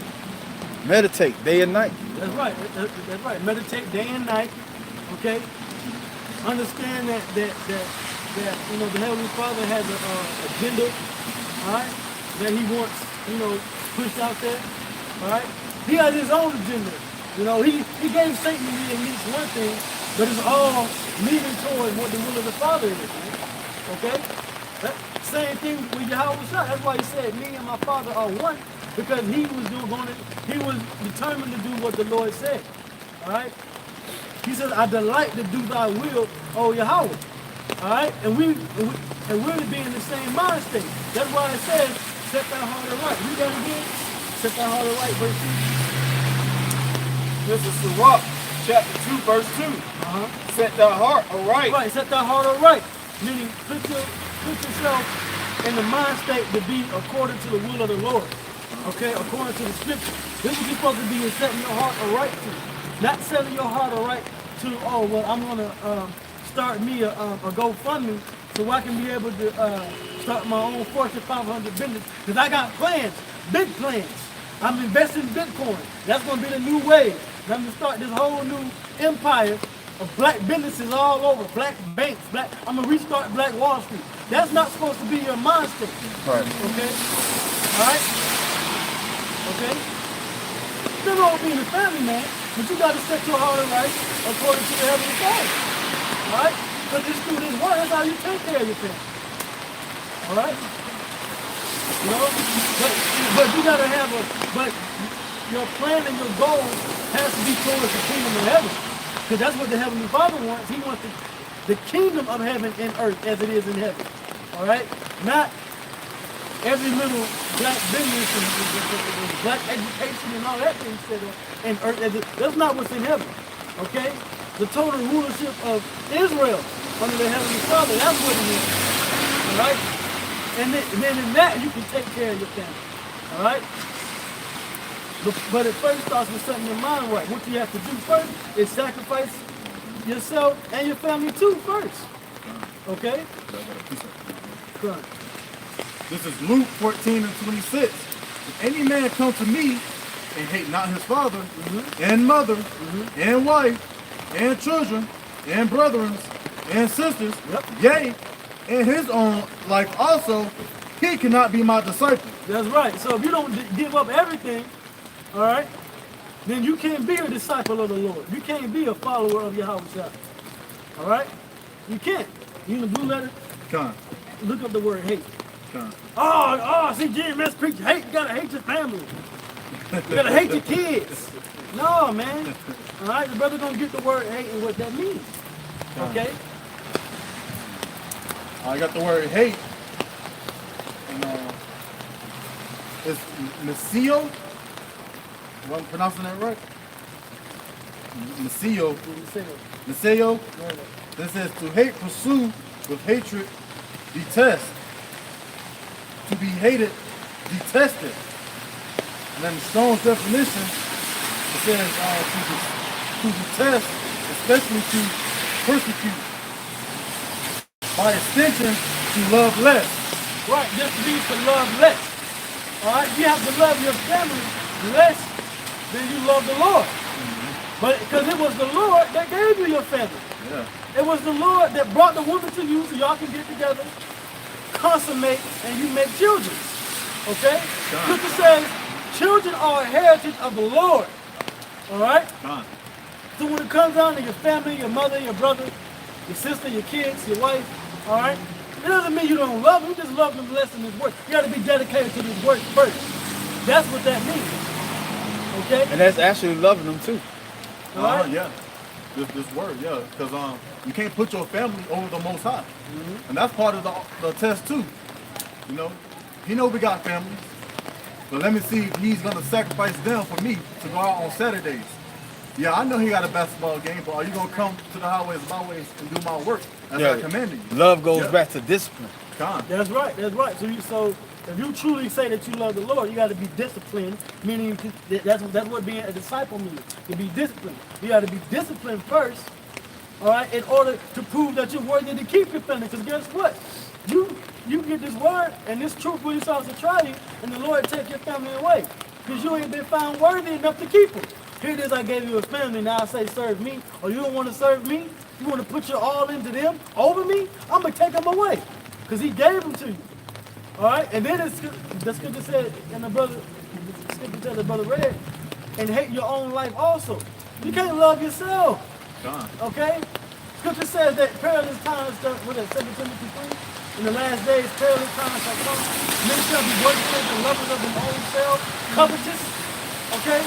So that whole spirit of trying to gain glory and all that for yourself, you have to humble yourself down and get away from that.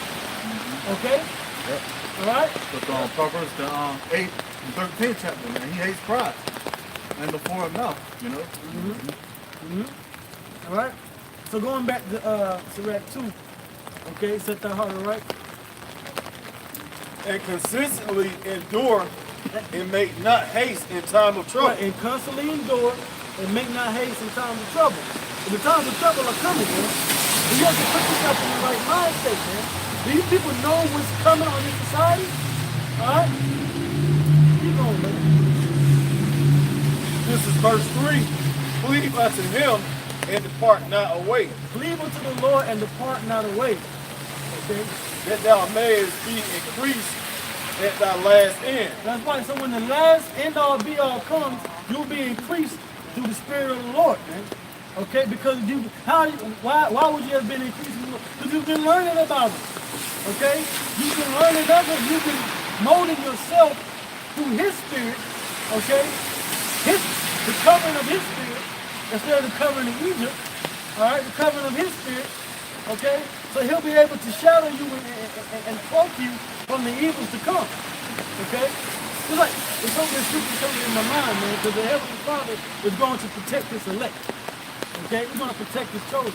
But he can't protect you if he don't know you and you don't know him. You know? He's going to push you to the side and move to a more acceptable man. Okay? Go ahead, Rob. This is verse 4. Wheresoever is brought upon thee, take cheerfully. All right, so when you come on this thing, take it cheerfully, knowing what you know. Okay, I can't pay my bill. I can't do this, I can't do that. Yeah. My job is pressing down on me. Deprived of women. Yeah, the pride of woman coming against you nagging because you can't pay the bill and because you always at work and she nagging, all right? And then if you got kids, then, they having school problems, you can't really properly deal with them at home or with the school because of the job situation, but you need to work because the bills get high, but then you want to turn on your woman and your woman complaining because she's going through the same thing in her job, okay? Things like, that's just, when you first come in, brothers and families and women and stuff, you deal with things like that. But the Lord says what? Take it cheerfully, okay? All right? Because guess what?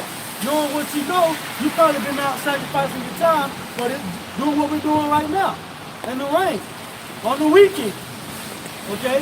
Teaching the word, pushing the word, or the prophecy up, which we're going to get into some prophecy. This is just spiritual build-up, okay? All right, go ahead. This is Psalm 35:9.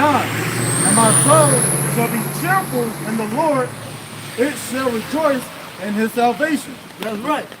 That's right. Oh, a little bit more. I'll see. But yeah, you gonna say something? Yeah, I was gonna say something. You being cheerful in the Lord, man. Here it is. You got the name.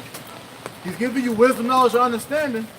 Though you be in the lower state, but if you really think about it, your whole life you've been in the lower state. That's since right. birth. Before you came in the truth, you was catching hell. Yeah. Oh, hey. Here, you're an adult now, so you in your 20s, 30s, 40s, whatever. Coming into the truth. And can't pay bills and catching hell from your job. Brother, you've been catching hell before you came into the camp, man. Before you was an Israelite, you were getting flat tires. If you were 16 driving a car, I got a flat tire, Dad, Mom. They tell you how to change it, whatever. You learn how, you start getting on your own, you learn how to drive, and then you come into the truth, and you catch a flat tire. Oh my God, you've been catching hell, man. You've been catching hell. You've been in the school system since you was a kid, eating poison, crying, being bullied. You've been going through hell. But now you know the Lord, you got to do those sacrifices, man. You got to endure, man. Right. Now, that's not to say, because guess what? Spiritual demons, what they do is they attack you more. Because it may be one, it may be a couple of things hit you all at one time. You still got to be cheerful in the Lord, man. Okay? So when these things are brought upon you, be cheerful. Take it cheerfully. Yep. Knowing what? Like the brother read, the salvation is coming. The kingdom of heaven is coming. All right? That this is only but a short moment, a small amount of time, man. Okay? It shouldn't be compared to the glory we should be getting with. That's right. And it's supposed to build you up. Catching all this hell prepares your mind and it builds you up. All right? For what's to come. But also, the sacrifice that you do when you do teach the word, doing the videos or going to camp, all right, edifying the body, making sure the body is okay, all right, that's, like brothers always say, that puts money in your spiritual bank account so the Lord can have the hedge over you, okay? Yeah. Yeah, so you should be joyful, man, to hold posts, holding umbrellas, holding signs, man, because it's all banking, man, spiritual banking, man. It's banking, man. Yeah. All right, You're going to be rich in the kingdom of heaven, man. it's appreciating, Yeah. man. okay? Yeah. So you should appreciate this truth. Yeah. Okay. Be patient when thou art changed to a lower state. When be patient when thou art changed to a lower state. Okay? Alright? So take it patiently. Okay? Alright? Consider the scriptures. Alright? That's why I said you gotta have your mindset right. Okay? So when things come, alright, you know how to handle it. You know where you should go for a source of the who, the where, the why, the when. To the Bible. Oh, well, the Lord said this, the Lord said that. Or this happened because the Lord prophesied this. Or this happened because the prophet said this is going to happen. Alright? What King Solomon said, what King David said, what Paul said, what Yahweh himself said. You consider those things. And you're like, all right, man, I got it. And you send a prayer up, and you keep it moving, man. Like a man. Right. That's what men do, man. We're a logical species, so to speak, okay? All right? We're a logical, the logical gender of the two, all right? We look to the knowledge that we've been given for the answers, the source of solutions, okay? This is why the scripture says we are to seek and search out the knowledge of power, okay? Know that, all right? Give me Ecclesiastes 8:4. All right. All right. Because this knowledge, knowing it, it gives you power.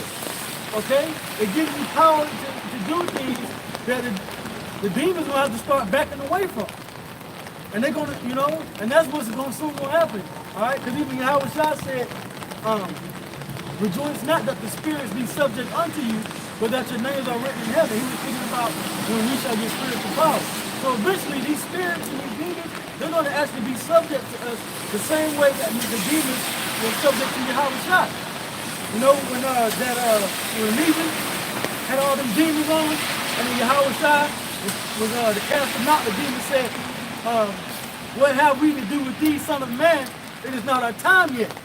Okay? And he sent them into the pigs. Okay? So if Yahweh Shah could get them all the legions of demons off of that man, what more us? He said we shall do these things and greater.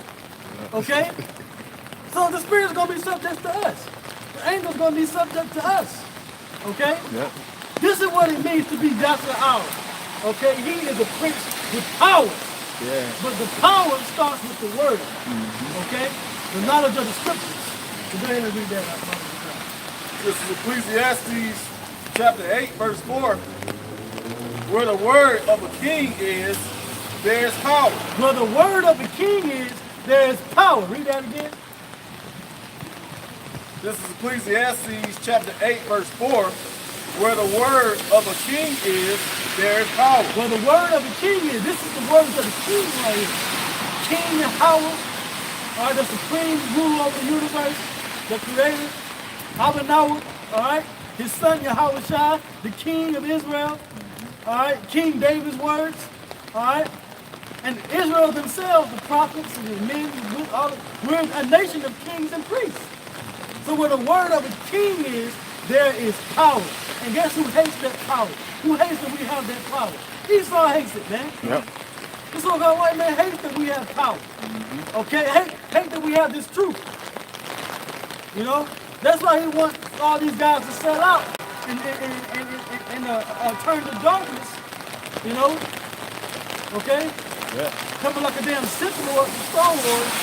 All right? He wants to take, the word of the Lord, the truth from the Jedi or Judah. Yeah. Okay? Okay? From the Israelites. He wants to take it away from them. But we got that power, man. But you got to embrace the word. You got to embrace power. You got to embrace the stuff that comes with it. I'm going to quote another, like Spider-Man. With great power comes great responsibility. So with this power, with this great power, we have a great responsibility bestowed upon us. All right? We're literally taking the whole nation on our back. We're taking 2/3 on our backs when we get this truth and we come out here to put this word out, man. Okay? We're taking the 1/3, the elected to come in. We're taking them on our shoulders, on our back, man. Okay? To push this word. Okay? Because we've been given a power, so we've been given, the ability to change. Like Power Rangers, the morph, through might, the mighty mortal power. That's us. Okay? That's us. We've been given this ability, these abilities, okay, to change and mutate our spirits, like the mutate and change our spirits into something far greater than this world has ever seen. Yasha Allah, He is the Prince with power. Okay? So when we have this word, understand that this is the decree of the King. Okay? This is the decree of the Heavenly Father Himself. Alright? Bestowed upon us as low as we are. Alright? As much as a bunch of niggas we are, alright? Like Isaiah said, our righteousness is as Filthy rags. Okay? I am of unclean lips. Okay? I've seen nothing but vanity. What is all we see? It's all we hear. It's all we talk. Yep. But the Lord still had mercies upon us, okay, to be given His word. Yep. Okay? Read that again, man. This is Ecclesiastes chapter 8, verse 4. Where the word of the king is, there is power. That's right. Go ahead. And who may say unto him, what doest thou? And who may say unto him, what doest thou? You can't say nothing to us, man. Right. Okay? The scripture says, he that is spiritual, all right, judgeth all things, and he is judged of no man. Okay? Matter of fact, I'm going to get that. They on that verse? Okay, get me Isaiah 54 and 17. Okay? And then I'm going to get that. Alright? You can't say nothing, man. Because this is by the decree of the Heavenly Father, man. This is our job. We have the authority. Like Yahweh Shai spoke with authority, we've been given. Like he said he gave Paul, Peter the keys of David. We got the keys. Like Pastor Hart says, Great Millstone has the keys. Yep. We got the name, the prophecies, the vision, the understanding, the knowledge, the wisdom. We have the keys, but we've been given the responsibility with this power to teach our people the right thing. Okay? Go ahead. What was it, Isaiah 54? Yeah, Isaiah 54, or 17, or 18. Give me the last verse. This is Isaiah chapter 54, verse 17. No weapon that is formed against thee shall prosper. That's right. No weapon that is formed against us shall prosper. So like the brother read, okay, and who is thou, okay, to basically come against you. Okay, well guess what? No weapon against us is going to prosper. Okay, you can't come against a man of the Lord. You can try, you can put them in situations, but we always going to slip out, man. The men of the Lord, the elect, are always going to slip out in greasy, sleazy, wicked, Edomite set-up situations. Okay? Yep. Go ahead. And every tongue that shall rise against thee in judgment, And every tongue that shall rise against us in judgment, go ahead, thou shalt condemn. thou shalt condemn. We're going to condemn you. Okay? We're going to shut you down through the Spirit of the Lord, man. With these prophecies, man. Esau wants to come against us and set up his legislation. Trump wants to, come with certain executive orders to bring Israelites down, destroy us, kill us. All right. Matter of fact, we're in the time of Purim. We're in Purim right now. Right. Okay. It's the word Purim, lots. That's right. The word Plural. Purim, which is a Pawarim in the Hebrew, or Pawar, which means lot or lots. Okay? And it was set up by Haman, the Edomite, the Agagite. He had a decree put out there during the Persian Empire to destroy all the Jews, all the Israelites around the empire. But it turned back on its own head. So the lot that he had set up to destroy Israel, the lot was turned around on his own head and killed him and his family. All right? And this is the same thing. Esau wants to condemn us and judge us. But guess what? That lot is turning over on your own head, man. All right? And we're going to condemn you. Because the prophecy states that Esau shall fly away as a dream.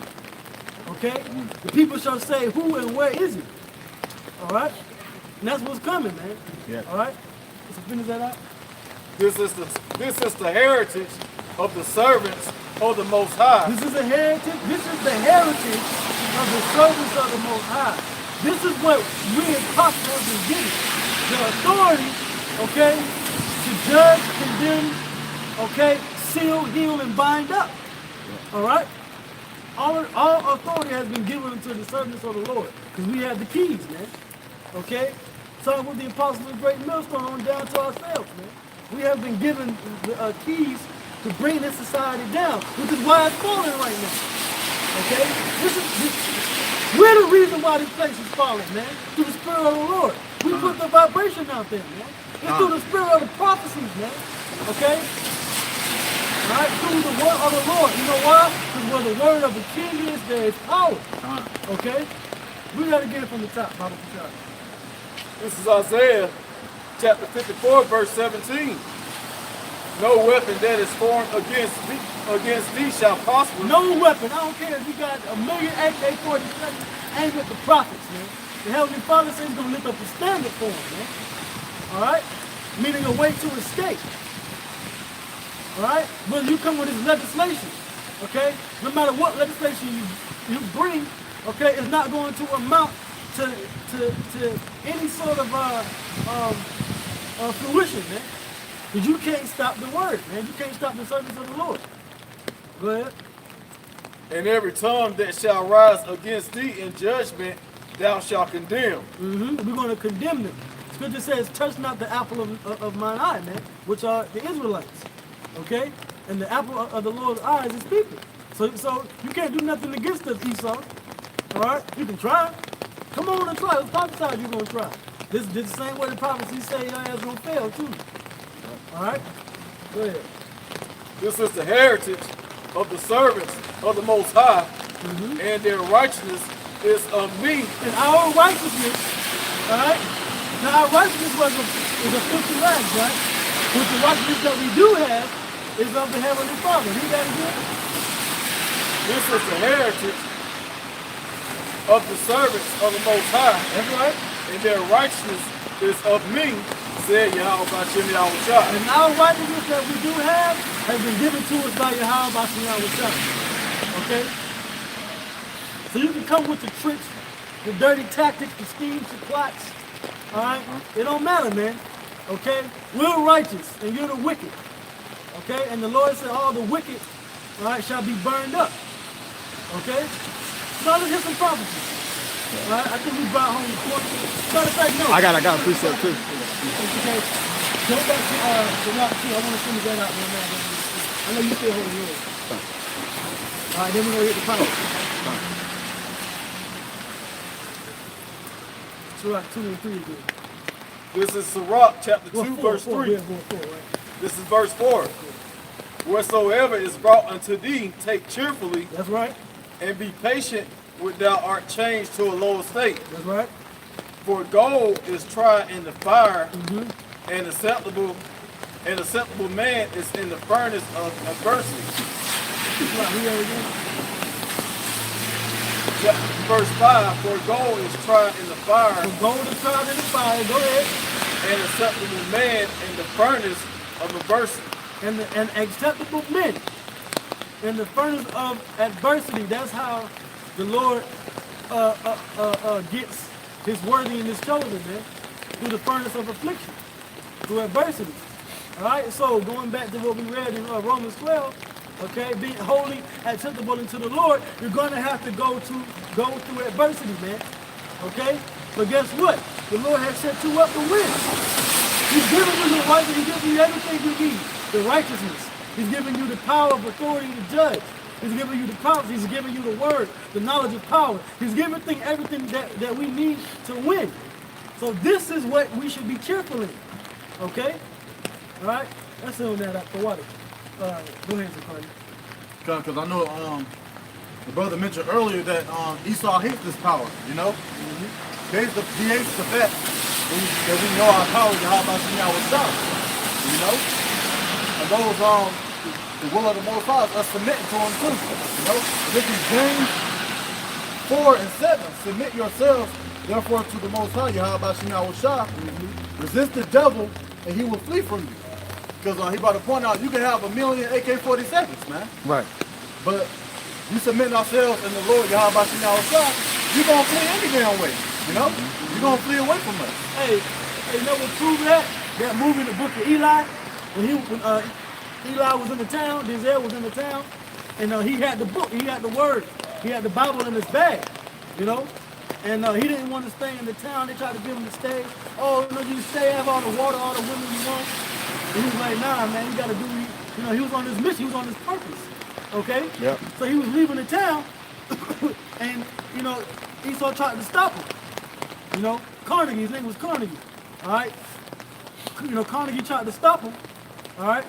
Which he represented the elites, okay? Because Carnegie goes back to the old oil cartel, going back to the elites in the early 1900s, by the way. All right? But anyway, he tried to stop Eli, and they were shooting at him, and they were missing, they were hitting him. And then they were shooting at him, and the spirit was on him. He got the weapon, he shot back, and he got through unscathed. Yep. So the same way that the Lord is going to protect, that he protected Eli in the movie, because he had the word, it's the same thing that's going to happen to us, man. That's my favorite movie in the future, man, the book of Eli. You know? Because guess what? It's called, Eli goes back to the Hebrew word Allah, which means power. Okay? Or Allah Yah, my power. Okay? Which means the book of power, or the book of my power, or the book of God. The book of my God. Okay? Yeah, because he quoted some scriptures on it. Yeah, he's quoted some scriptures too. He said, yea, though I walk through the valley of the shadow of death, while he was bathed in his soul, about to slice and dice. Yeah. They know that stuff, man. They know what they know. That's why they made that movie. Yeah. You know? That's a good movie, man. Yep. You know? Yep. Come, go ahead. This is Psalm 59:9. Because of his strength will I wait upon thee. For the Most High, Yahweh Shem Shah, is my defense. That's right. Yahweh is our defense, man. So there's nothing that these people can do. They can't stop us. They can't keep us from fulfilling the will of the Heavenly Father. And even if they do kill some of us with the prophecy, it's only prophecy. If the Lord said, all my chosen shall be delivered, there shall be no martyrs, there wouldn't be none. Right. Okay? But because the Lord talked about it, he said it, there's going to be some. But even then, he said that they were going to be raised up first. Yep. And they still going to rule over you devils in the kingdom of heaven. The Lord himself was a martyr. All right? Yeah, he was. He sacrificed himself for the word of the Lord, so to speak. You know, a sort of type like martyr. Okay? Yep. All right? But guess what? All right? The same way that he conquered death and got the victory, we're going to do the same thing. Yep. Okay? We're going to do the same thing. Right? He said what? The dead and the Lord shall rise first. That's right. I got to preach that. That's right. Come on, go ahead, Al. Judges chapter 5, verse 11. It says, they that are delivered from the noise of archers and the places of drawing water. It's talking about here in America, slaving. There should they rehearse the righteous acts of the Lord, even the righteous acts toward the inhabitants of his villages in Israel. Then shall the people of the Lord go down to the gates. So we're rehearsing, that's what we're doing right now, exactly right now. We're performing that right now. Yeah, the righteousness. Start with keeping the laws and the commandments to the best of our ability. That's why we wear the garments with the borders of blue and the fringes. Yep. Okay? You know? That's why we wear the beards on our face. You know? We read out the scriptures. Scripture says that the law shall be in our mouth. We shall talk with them. Okay? Whether they'll walk by the way. People walking by the way. Yep. You know, speaking about the scripture. And it's the last days before them, the noise of the arches, which are the nuclear missiles, come down. That's part of prophecy, like the brother was saying. Yeah. Hey, because these nuclear missiles, hey, which I said it earlier, we're going to get the prophecy. Because these nuclear missiles that's coming, these archers, that's going to shoot these missiles over here, they're going to destroy this place, man. All right? Can I get Malachi 4:1? We're going to read that whole chapter. Malachi 4:1. This is Malachi 4 verse 1. For behold, the day cometh that shall burn as an oven. Right, this is the prophecy from the angel of the Lord, okay, Malachi, all right, the messenger of the Lord, all right. He said that the day cometh that shall burn as an oven. So we're still waiting on that day because it ain't happened yet, okay. I remember reading that when I was a kid, man, all right. I remember reading that when I was a kid because, you know, I used to be in the scriptures a lot when I was younger, you know, and that I knew that was a future time to come. I didn't, you know, what prophecy didn't come in my mind, but I knew that was going to come in the future. A day that's going to burn as an oven. All right? Go ahead. Time.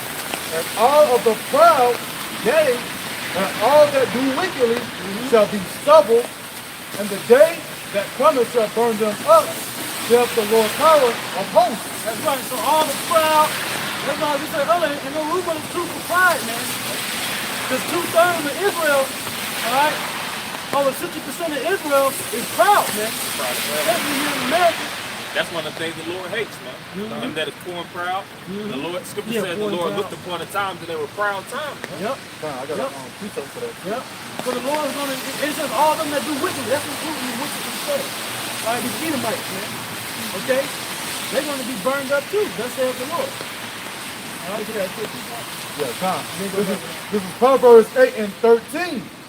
The fear of the Lord is to hate evil, pride, and arrogancy, and the evil way in the forward mouth do I hate. That's right, and he hates those qualities about a person, man. Okay, the forward mouth, right, lying lips, pride. Okay, he hates that. And guess what he's gonna do? Go back to Malachi. yeah, Malachi.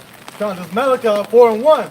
For behold, the day cometh that shall burn as an oven, and all the proud, yea, and all that do wickedly shall be stubble. Right, so if you got an evil look, this is why it's important when you come into this truth to start loving your brother. Because a part of the curses of Israel was that we should have an evil eye towards each other, man. Yep. So the Lord, so it's another thing, because the Jake doesn't want to come upon the house by some outside, they're stuck in their curses. With their evil look towards us and everybody else around us, but they're gonna die. And the Lord said he hates the evil look, okay, being proud. So but the Lord said he's gonna burn them up. So they're gonna have to take part in this judgment when this nuclear holocaust comes, man. Second death. Yep, that second death. All right. Because even in the first death, which was the flood, the Lord looked upon man at that time, and Jake was proud in the spirit even back then, man. Having a high level of the sons of God, having a high level of self-entitlement, not following the ways that the Lord already designed. That's pride itself. It tells you that with that Sirach, pride starts when a man departed from his maker. Because you like, the hell with him that created me, I'm going to create my own destiny. I'm going to detach from my own obligations as man. Scripture speak about the duties of man. I'm not going to follow the duties. I'm going to follow my own guidelines and my own practices. And that's a form of idol worship. Because you're not following the image that the Lord structured you to actually be, and you're following a false image, a false idol. You know? Whether it comes in the form of an actual statue or it comes in the form of an image that you're trying to, superimpose upon yourself outside of what the Lord actually created you to be. Yeah, man. Like, for example, quoted personality, follow quoted personality. Okay, over the Lord. You're not dealing with it. I'm going to continue. It says, and the day that cometh shall burn them up, saith the Lord of hosts, that it shall leave them neither root nor branch. Right, meaning it's not going to leave you any foundation to rebuild upon, nor is it going to leave any of your Lincoln branches, or like Lincoln. Now let's say America's destroyed, Esau can start over in Europe. No. That's why it's so intricate that the Lord has this final beat system set up where everybody's linked together. Because once America goes down, it's going to domino effect and destroy everything. It's going to leave them either roots or branch. It ain't going to be like these guys Sakari said a couple years back. Oh, well, was America destroyed? And what is North America? What's it going to rule for a second? Then Israel going to destroy it. Nah, man. Once America goes, Russia goes. Matter of fact, let's get that real quick. Revelation 18 and like 9. Yeah, you said something about that domino effect because America is that golden cup. Yeah. Once you get rid of that golden cup, what everybody else going to do? Yeah. They're just going to have to flow into Israel like the scripture says. Yeah, because a lot of these nations got trade agreements with them. America being the top dollar. Yeah. So America is in debt of the other nations too. For not playing the game right. Yeah, especially, you got to buy all of them. Yeah, I I mean, if you have something else. Yeah, I was getting that from Daniel because Daniel also speaks about it in the second chapter of the stone, the last kingdom falling too. I'll just get that real fast. It's Daniel 2:44. And in the days of these kings shall the power of heaven set up a kingdom which shall never be destroyed. And the kingdom shall not be left to other people. That's right. Yeah. And that's just like the brother said, because after the fourth kingdom, which we're living in the time of EU and NATO, that conglomerate society actually or structure being raised up, and it's already raised up. When did it start? Like 19 when the EU 58, and it was known as the Treaty of Rome. All right, that's the 10 toes, and half were miry and half were clay. Yep. Miry clay and iron. Yeah, miry clay and iron, meaning you had partial stability and partial instability, so to speak. You know, and after that kingdom would have fallen, it didn't say no other kingdom that would proceed after. It's speaking about Israel being raised up. All right, continuing on. So it says, verse 45, for as much as thou sawest that the stone was cut out of the mountain without hands, and that it brake in pieces the iron, the brass, the clay, the silver, and the gold. The great power hath made known to the king, which shall come to pass hereafter, and the dream is certain, and the interpretation thereof sure. Right, and just, you want to say something? Yeah, just like it says, every knee shall bow. Because when Yahweh Shah comes and makes his return, he's going to destroy all kings. That's why he's known as what? The King of Kings, Lord of Lords. And it tells you that with Revelation the 19th chapter, how he's going to come with many crowns on his head. Meaning he's going to subdue all these governments, all these other mountains. Isaiah the 2nd chapter, man. When the mountain in the house of the Lord is established, everybody's going to flow into it. He didn't say that there's going to be two mountains. Now, when the house of the Lord is established, everybody's going to be in subjugation and servitude abundance. They talk about Israel being that hill, being exalted. That's right. And then everybody else just going to flow up to it, man. Going to Jerusalem for laws and statutes. Because you got to think if it's another separate kingdom, such as, like the brother said, the EU, country in Europe, it's still going to be war. We still going to have to actually subdue them. And they're still going to try to raise up and recreate and build the desolate places, like it says. That's why it tells you that in Obadiah, if they try to build, then we will destroy it. And that's already started. Esau already did that after the cave. He's going to do it again. That prophecy already been fulfilled. Yep. Hey, I don't know, Europe already being broken up, man. This whole Brexit thing. Yep. Man, I posted a video. I think I put it on the main channel, but I put it on a couple of my channels. Man, they're literally going in there, they're shouting at each other. Ain't no order. They going in there, la la la la la, and then Theresa May, la la la la la, and then you got James Cameron, la la la la. They just screaming at each other. This whole thing is, he's like, your whole setup is through, man. Kingdom divided Your whole against setup itself. is through. That's right. A kingdom divided against itself cannot stand. Just like what the brother read. In the midst of those kings, in the days of those kings, another kingdom shall be set up that shall never be destroyed, which is our kingdom. You see it right now. Yep. Okay, you're seeing it right now. All right? You got a Revelation 18? It's Revelation 18 and verse 9. And the kings of the earth who committed Salakia. I'm going to read that. It's Revelation 18 and 9. And the kings of the earth who have committed fornication and lived deliciously with her. That's right. All these other nations that have lived deliciously with America. All these nations that have got their economic communities started, whether it be China, Russia, Europe, Africa, which, we're seeing them go down now because America's going down. But nonetheless, for all the years, they were allied with, this system that was built off of what? Off of the back of the Israelites being in slavery up until this point. Okay? Go ahead, man. John, I'm going to continue. It says, shall bewail her.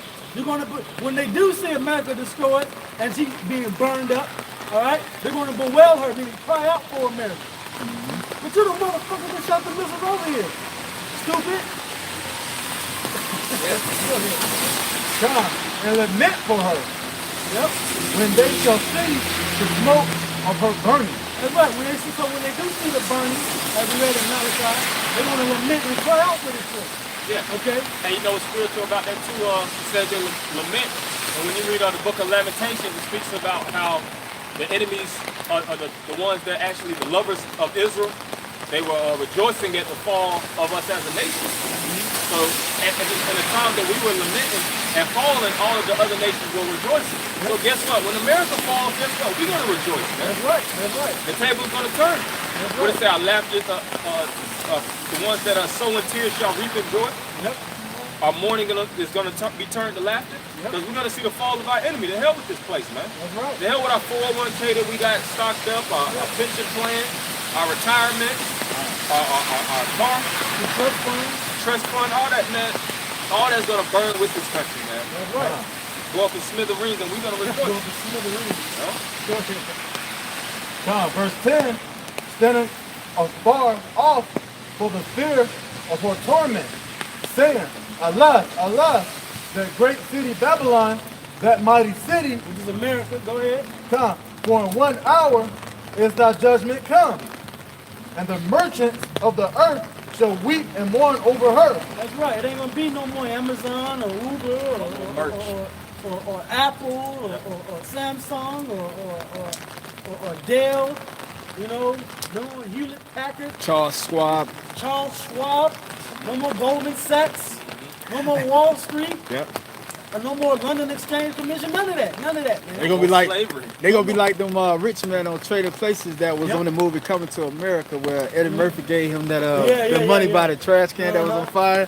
They were sleeping on the ground near the near the river. Yeah, yeah. And you know that also on Planet of the Apes. When he said, you blew it up. Oh yeah. God damn. You really did it. Oh, and Damn you all to hell. that was spiritual too, you know, what the Apostle Paul was going into. And on that Planet of the Apes, they read the judgment of Esau. Yep. They went into the scrolls and they basically Harbinger judged of Esau death. as the harbinger of death, man. Yeah, the first Planet of the Apes, the one that came Yeah, out in original. 68. Yeah. Yeah. That's one of my favorite movies too. That first Yeah, one. yeah. You know, Yeah, because that whole thing was about even the new edition. That was about Jake being raised up out of captivity and overcoming the oppression. Yeah, Now, Matt Robbing Damon, and overtaking the region, huh? the one with Matt Damon on there. Yeah. When he came to it was supposed to be Lincoln sitting on there, but he seen a black yeah. right after the Yeah, other the movie. remake. The that remake. came out in Yeah. 2001. Yeah. What's his name? Matt Russell Damon. Duncan. Oh, that's his name. Yeah. Played the Four Jake. Brothers. Oh yeah. Okay, Jake- Sly. Jake- Not Matt Jake the Damon. big gorilla. Yeah. Oh, Matt okay. Damon was in it too. That ain't the one I'm talking about. Who played Jason Bourne, but the other one, the main character you talking about, he's in that movie, the remake of Planet of the Apes 2001. Yeah. Yeah. and Hard Duncan was the big gorilla. The big, the gorilla ape. Yeah. Yeah, the new one. And he had the monkey that looked like Michael Jackson. Yeah, I was talking about the white boy who ran up to the well, y'all gotta see it again. Yeah. Look at that movie, though. But Yeah, it's you good. had even in I'll put it in the new one, after Caesar got the intelligence, because really he woke up. You know, Caesar was basically a dumb ape, just like all the other apes. You know, he couldn't talk, he didn't have no wisdom. But he got the serum, which represents the spirit of the Lord. And he started to wake up and grow up on a level, which the word Caesar means king. The king rose up. That's where you get the word Kaiser or so on. You know, he rose up and he woke up the other apes. He started giving them the serum. And then you watch that after the first one, they fled the bridge and that represented crossing the Red Sea. And then they went to what? The wilderness. Yep. And the next edition was like the Exodus. Yeah, the Promised Land. The murmurings amongst the people, the individuals that was coming against Caesar. Yep. Yep. That was what, the rise of the Planet of the Apes? Rather than Quam. Yep. Basically Quam, Yasha. And then Caesar died at the end. Planet of the Apes. Yeah. Dawn of the Planet of the Apes. Yeah, the last one was War for the Planet of the Apes. Yep. Yeah, so. When Caesar died on the end, like Moses. He saw the Promised Land, but he didn't enjoy it. Yeah, he didn't make it. Yep. Yeah, that's inspired by the scriptures, man. So when America falls, you know, we're gonna actually get first insight of it, you know, and we're gonna be delivered. The scriptures speak about how we're gonna be all caught up in the chariots, and we're gonna see the destruction of this place. And these individuals that's gonna be on the earth, that's not gonna suffer that's not gonna be so-called directly hit by the missiles, they're gonna see this place perishing and all the substance and investment that they put towards the society. That's why I said they're going to mourn the merchants. That's fulfilling in Revelation 18. Yep, what the brother reading right now. There's some more of that. Verse 11, and the merchants of the earth shall weep and mourn over her. For no man buys their merchandise anymore. That's right, because everything America got is what? Made in China, made in Taiwan, made in Yugoslavia, made in the Czech Republic, made in oil imported from Iran and Saudi Arabia. So they all gonna mourn, man. In the middle of them goddamn mourning and goddamn crying, that's when the elect gonna come out of them chariots after our deliverance. We gonna Slap kick. Put them in chains. slap chains on your ass. Yep. Then the plan of the Israel gonna really start. Yeah. Right. That's the fun part, man. That's the fun. Because right now, this is like the, the beginning scenes of the movie. Yeah. We haven't even hit the climax. Right. Yeah, that spirit of oppression still on us. Even if you got money, you still got that spirit of oppression on you. Like you ain't free. But yeah, just like on the beginning of the Planet of the Apes, the first thing was before they actually went to war against their enemies, they had to raise up an army. How you gonna overcome anything if you don't have a working, functioning army that's ready to overcome the powers that be? Gotta get the knowledge first, because they woke up to the knowledge. Then you start, because this is what we gotta do. All right, so they enact with a plan, they escape. Then they raise it, they went to the wilderness, they raised the army up, and then they start games. All right, they were ready to go to war. But even on the Planet of the Apes, I think a missile dropped on one of them when they was in captivity in the ice glacier, the icy area. You know where the cages were? They were, yeah. The base, that was the Esau's base. Oh, the avalanche. The avalanche came, The yeah. avalanche came and destroyed all them. Because there was nothing but devils, man, that had them apes in captivity. Yeah. They was tormenting them,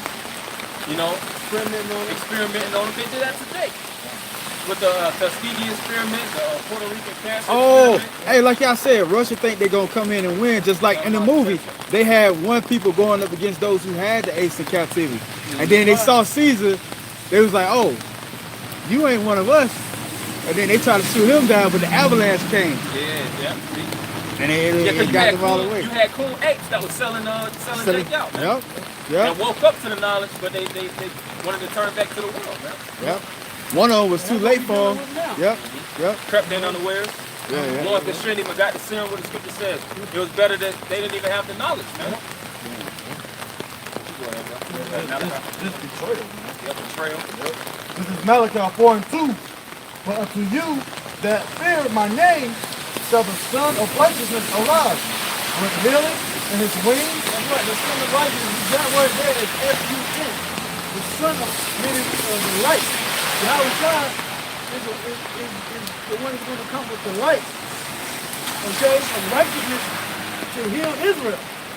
All right? He's going to come with healing in his wings. Because guess what? When America's burnt up, he's going to come with the chariots, man. The scripture says they're what? Like gold and silver feathers? Yep. All right? That's the chariots that fly, so-called UFOs. He's going to come back and deliver us, man. Yep. All right? And by the way, that mountain-sized chariot is Yahweh. That mountain in 2 Ezra 13th chapter, that's Yahweh Shai coming back in so-called UFO, not the elected Israel. Okay? I got precept too to go with that. It's Isaiah 26:20.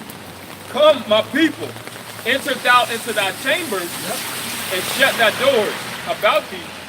Hide thyself as it were for a little moment until the indignation be overpassed. Right, because the chariots got chambers, man. And the chariots are going to beam up, like you see in all the Star Trek movies and stuff. They're going to beam up the elect, all right, the ones that's chosen. They're going to be sealed away from the destruction. Okay? Only for a little moment, building with, the angels and the spirit of Yahweh Shai. Yahweh Shai is going to be there, and then, because we said we're going to meet them in the air. And then we're going to come back down and do what we got to do. Yeah, that's why I told you that in Revelation, the 21st chapter, New Jerusalem coming down from heaven. Because Jerusalem is really going to be fully established in the heavens. It's starting now, of course, but the 144,000, the ones that's caught up, those are basically those men, And when they descend upon earth, that's the established kingdom that's going to come to conquer and basically break down the other kingdoms. It tells you in Ezekiel how all the machinery and all this hardware, all these goods of the people are gonna, the goods, so to speak, is gonna be destroyed. These chariots gonna be burned up. These automobiles and all this BS that's polluting the world. Yeah. What you want to say? No, I'm just saying, yeah, because all the work's gonna be burned up. And it speaks about continuous employment. So these elite bankers, the ones that ain't never worked a day in their life and their family, oh, they gonna get it, man. 15-hour days on the clock, no rest, except for on the Sabbath, of course. But they gonna keep the commandments. But in the kingdom of heaven, is gonna be a lot of building, man. Yeah. This brother might want a house the size of Texas, man. That means these devils, hey, they're gonna have to work hard. Yeah. The whole thing. Yeah. He is nature. Yeah. Sitting on the earth like planet for what? Lord, This is my humble abode. You gotta think about Yahweh Shai's kingdom, man. But it is Yahweh Shai's kingdom. I'm talking about whoever's gonna build it. Oh yeah. Back with Solomon's kingdom, Solomon's house. Oh yeah. How many years it took? 14 years. And the temple was Make Trump do it. You want to build temple a was wall? 7. You want to build a wall? Build my kingdom. Yeah. Trump all about building. He gonna build all right. Build it, all right. Hey, he might. Man, Nancy, Yeah. him, Nancy Pelosi, Yeah. all them Americans over together. I got a little bit more. Verse 21. For behold, the Lord cometh out of his place to punish the inhabitants of the earth for their iniquity. The earth also shall disclose her blood and shall no more cover her slain. Yep. So it's going to be a big a lashing out here, man. Big slaughter. Big A slaughter. slaughter. Slaughter. Go ahead. I'm going to continue in verse 2. It says, and ye shall go forth and grow up as calves of the stall. Verse 3. And ye shall trim down. Meaning once we deliver, we're going to go in the spirit of the Lord in the kingdom. We're going to have the spirit to grow up like forever. Speaks about the little one being able to play. Everlasting peace. Yeah, because when you read Isaiah, it speaks about the child playing with your ass but not be bitten. Nowadays, a child come outside, they subject to being thrown in a damn van and being on a child trafficking ring. Man. Again, ate by a pit bull. Being ate, mauled by a pit bull, touched by a pedophile. Yeah. You know. All kind of R. Kelly in the shadow of death. Yeah, R. Kelly. You know, Pop Piper might get you. Yeah. Yeah, with the pipe. Yeah, the pipe is seducing. He got a pipe. You see the symbols going in the heads. All types of stuff. But ultimately, to be honest, R. Kelly, he was dealing with women that wasn't, of course, that was over the flower of the youth. But you know, you got a lot of Jakes out here, man. It's a heavy pedophile spirit out here, man. Yeah, it is. Yeah, and then with 2 or 3-year-olds, man, you know, Jake Babies. the devil too. Yep. But they get it from their father, the devil. Verse 3, and ye shall tread down the wicked, for they shall be ashes under the soles of your feet in the gate. That I shall do this, saith the Lord of hosts. And what a brother read about the slaughter, the slayings of supposed blood. Because, hey, in the spirit, his brothers, man, we're going to tread these devils down. Okay? We're going to tread you down. Destroy you. Going back in that real ancient world Maccabee spirit, man. That real King David and his mighty men. The tabernacle of David is re-rising. When you read about Benaiah, Joab, Abigail. of course, went off. Who? Abigail. Yeah. All those men, Samson, all these Abishai. That's his name. Slack. Yes. You know, all these different men. Shamgar, that's what I was thinking about. Shamgar. These individuals, man, when it came to the battle, man, that was their favorite playground, man. Yeah. They had that Conan the Barbarian spirit on them. Yeah. You know, killing the enemy and taking the spoil. That's the funnest thing. Here it is, you get to destroy your enemy, then you get to take their women. Or with Conan, dude was asking, he was asking, what's the best thing of a war? One dude was all simple as hell. He was like, I forgot what he said. He said something about, roses. He was speaking all simple. Yeah. And it was like, bro. He said, Conan. He said, what's the best thing about war? like conquering the enemy. What is it? I hate the limitations of their women. Conquering the enemy. He said so like dividing the spoil, Dividing and hearing the the spoil, limitations of their women. Yeah. And he said that is good. Yeah. Hey, because he in the spirit, and the Most High rising that spirit back in us, man. That real man spirit. And y'all want to be in the real masculine spirit? Watch that movie from Conan the Barbarian. I think it came out like 83. With Arnold Schwarzenegger. The Conan the Barbarian, man. That's a heavy masculine movie, man. He had to survive on his own and shit. Learn how to fight. Put in slavery and shit. But he rose up, man. Yeah. That's how we doing. Verse 4. Remember ye the law of Moses, my servant, which I commanded unto him and Herod for all Israel. And Mount Herod. That's what Yeah. So remember, for our job to stay away from being proud and being a part of being stubborn and burned up is to remember the law of Moses. Remember what Moses said, the prophecy that he gave about Yahweh Shai coming. Keep those things intact. Okay? Because the Savior is going to come and deliver us, man. All right? Go ahead. With the statutes and judgments. Verse 5. Behold. Prophecy, because the judgment is what? Prophecy. All right? Verse 5. Behold, I will send you Elijah the prophet before the coming of the great and dreadful day of the Lord power. That's right, and Elijah came already as Abba Bibbins. Okay? Going back to 1969, established the school, all the way up until now, 2019, that's what, 50 years? We're going into 50 years of this truth being pushed out there. All right? Hard. You know what I'm saying? Straight line, hard line, the straight, hard line truth. Okay? So we're in that time, man. We're in that time. And you know what? All kinds of problems are coming to pass, man. It's 2019, the year of Karagma. All right? And This is the year of Karagma. this is the year of Karagma that goes into the mark of the beast. They say at least by 2020, everybody ought to have that chip. Oh yeah, they just spoke about it's basically gonna be mandatory in Arkansas, man. Arkansas is only a couple hours away. Yeah. Well, I did the video. The brother sent the article out. I did the video, and then there's a video clip with it with brothers posted. Because basically, they say before because they know the technology is coming. The legislators in Arkansas, right? They know the technology is coming, right? So they said before things, it gets us unawares. They want to already have legislation to regulate, okay, about workers getting implanted. So that's gonna be the new thing. The new thing in America is whatever job you got, if you want to work, you got to get the implant. And Trump already said the government shutdown could last for a year or more, months to a year or more. So imagine the only way now for all these 800,000 federal workers to get back into the workforce is now you got to get the microchip. Yep.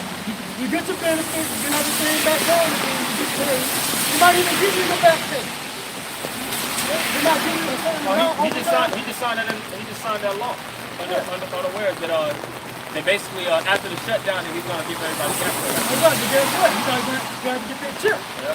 You believe because of what they're pushing now, especially in the school, that microchip is gonna be pushed out there now. Yeah, just to get the Some job. fools have to get their EBTs and stuff, all right? Because a whole lot of, Jake be scamming, selling the food stamps and stuff. So to cut all that BS out, they're gonna put the microchip on you. And now, okay, that's all. Everything can be tracked. They already pushing that. They're out there.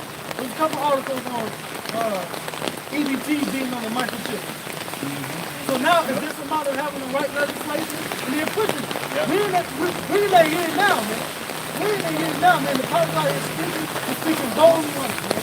Okay, the microchip is the mark of the beast. All right. That's why these guys like Zabot, ISUBK, IUIC, GOCC. okay, GOCC, Sons of Thunder, Teachers of Truth. All you guys are the prophets of the Lord, man. Because you're not breaking down the prophecies the right way. Okay? You study but go so far. You understand because the Spirit of the Lord is telling you, look, this is what it is. Get in line with it, but you're not getting in line with it. So you can't be the prophet. And it's being evident of who the Spirit of the Lord are. Okay, we see it. Okay? And we know what's to come. All right, let me just see those scriptures. Give me Revelation 14:9. And then give me Revelation 16:4. Give me that first. This is Revelation 14 and verse 9. And the third angel followed them, saying with a loud voice, if any man worship the beast and his image, and receive his mark in his forehead or in his hand, the same shall drink of the wine of the Lord, shall drink of the wine of the Lord wrath of the Lord God, which is poured out without mixture into the cup of his indignation, and he shall be tormented with fire and brimstone in the presence of the holy angels and in the presence of the Lamb. Right, so when this shit comes, alright, ain't no repentance, ain't no nothing coming to Hey, come on. oh, yeah, ain't no repenting from the mark of the beast, man. Y'all being stupid as all hell, man. Read the scriptures. Yeah. Okay? If you get the mark of the beast, the Lord is going to kill you. We probably gonna walk down that real Point fast. blank period, man. When we wrap up, brothers, All right, that's break really, up. that's all you say on this. That's all that needs to be said, man. We still got umbrellas in Okay? here. Just We as got the more? Lord. You take the mark of the Nah, beast, we won't go you do will that. die. Okay? Read that again. 14 and 9. Read down to 12. Got it?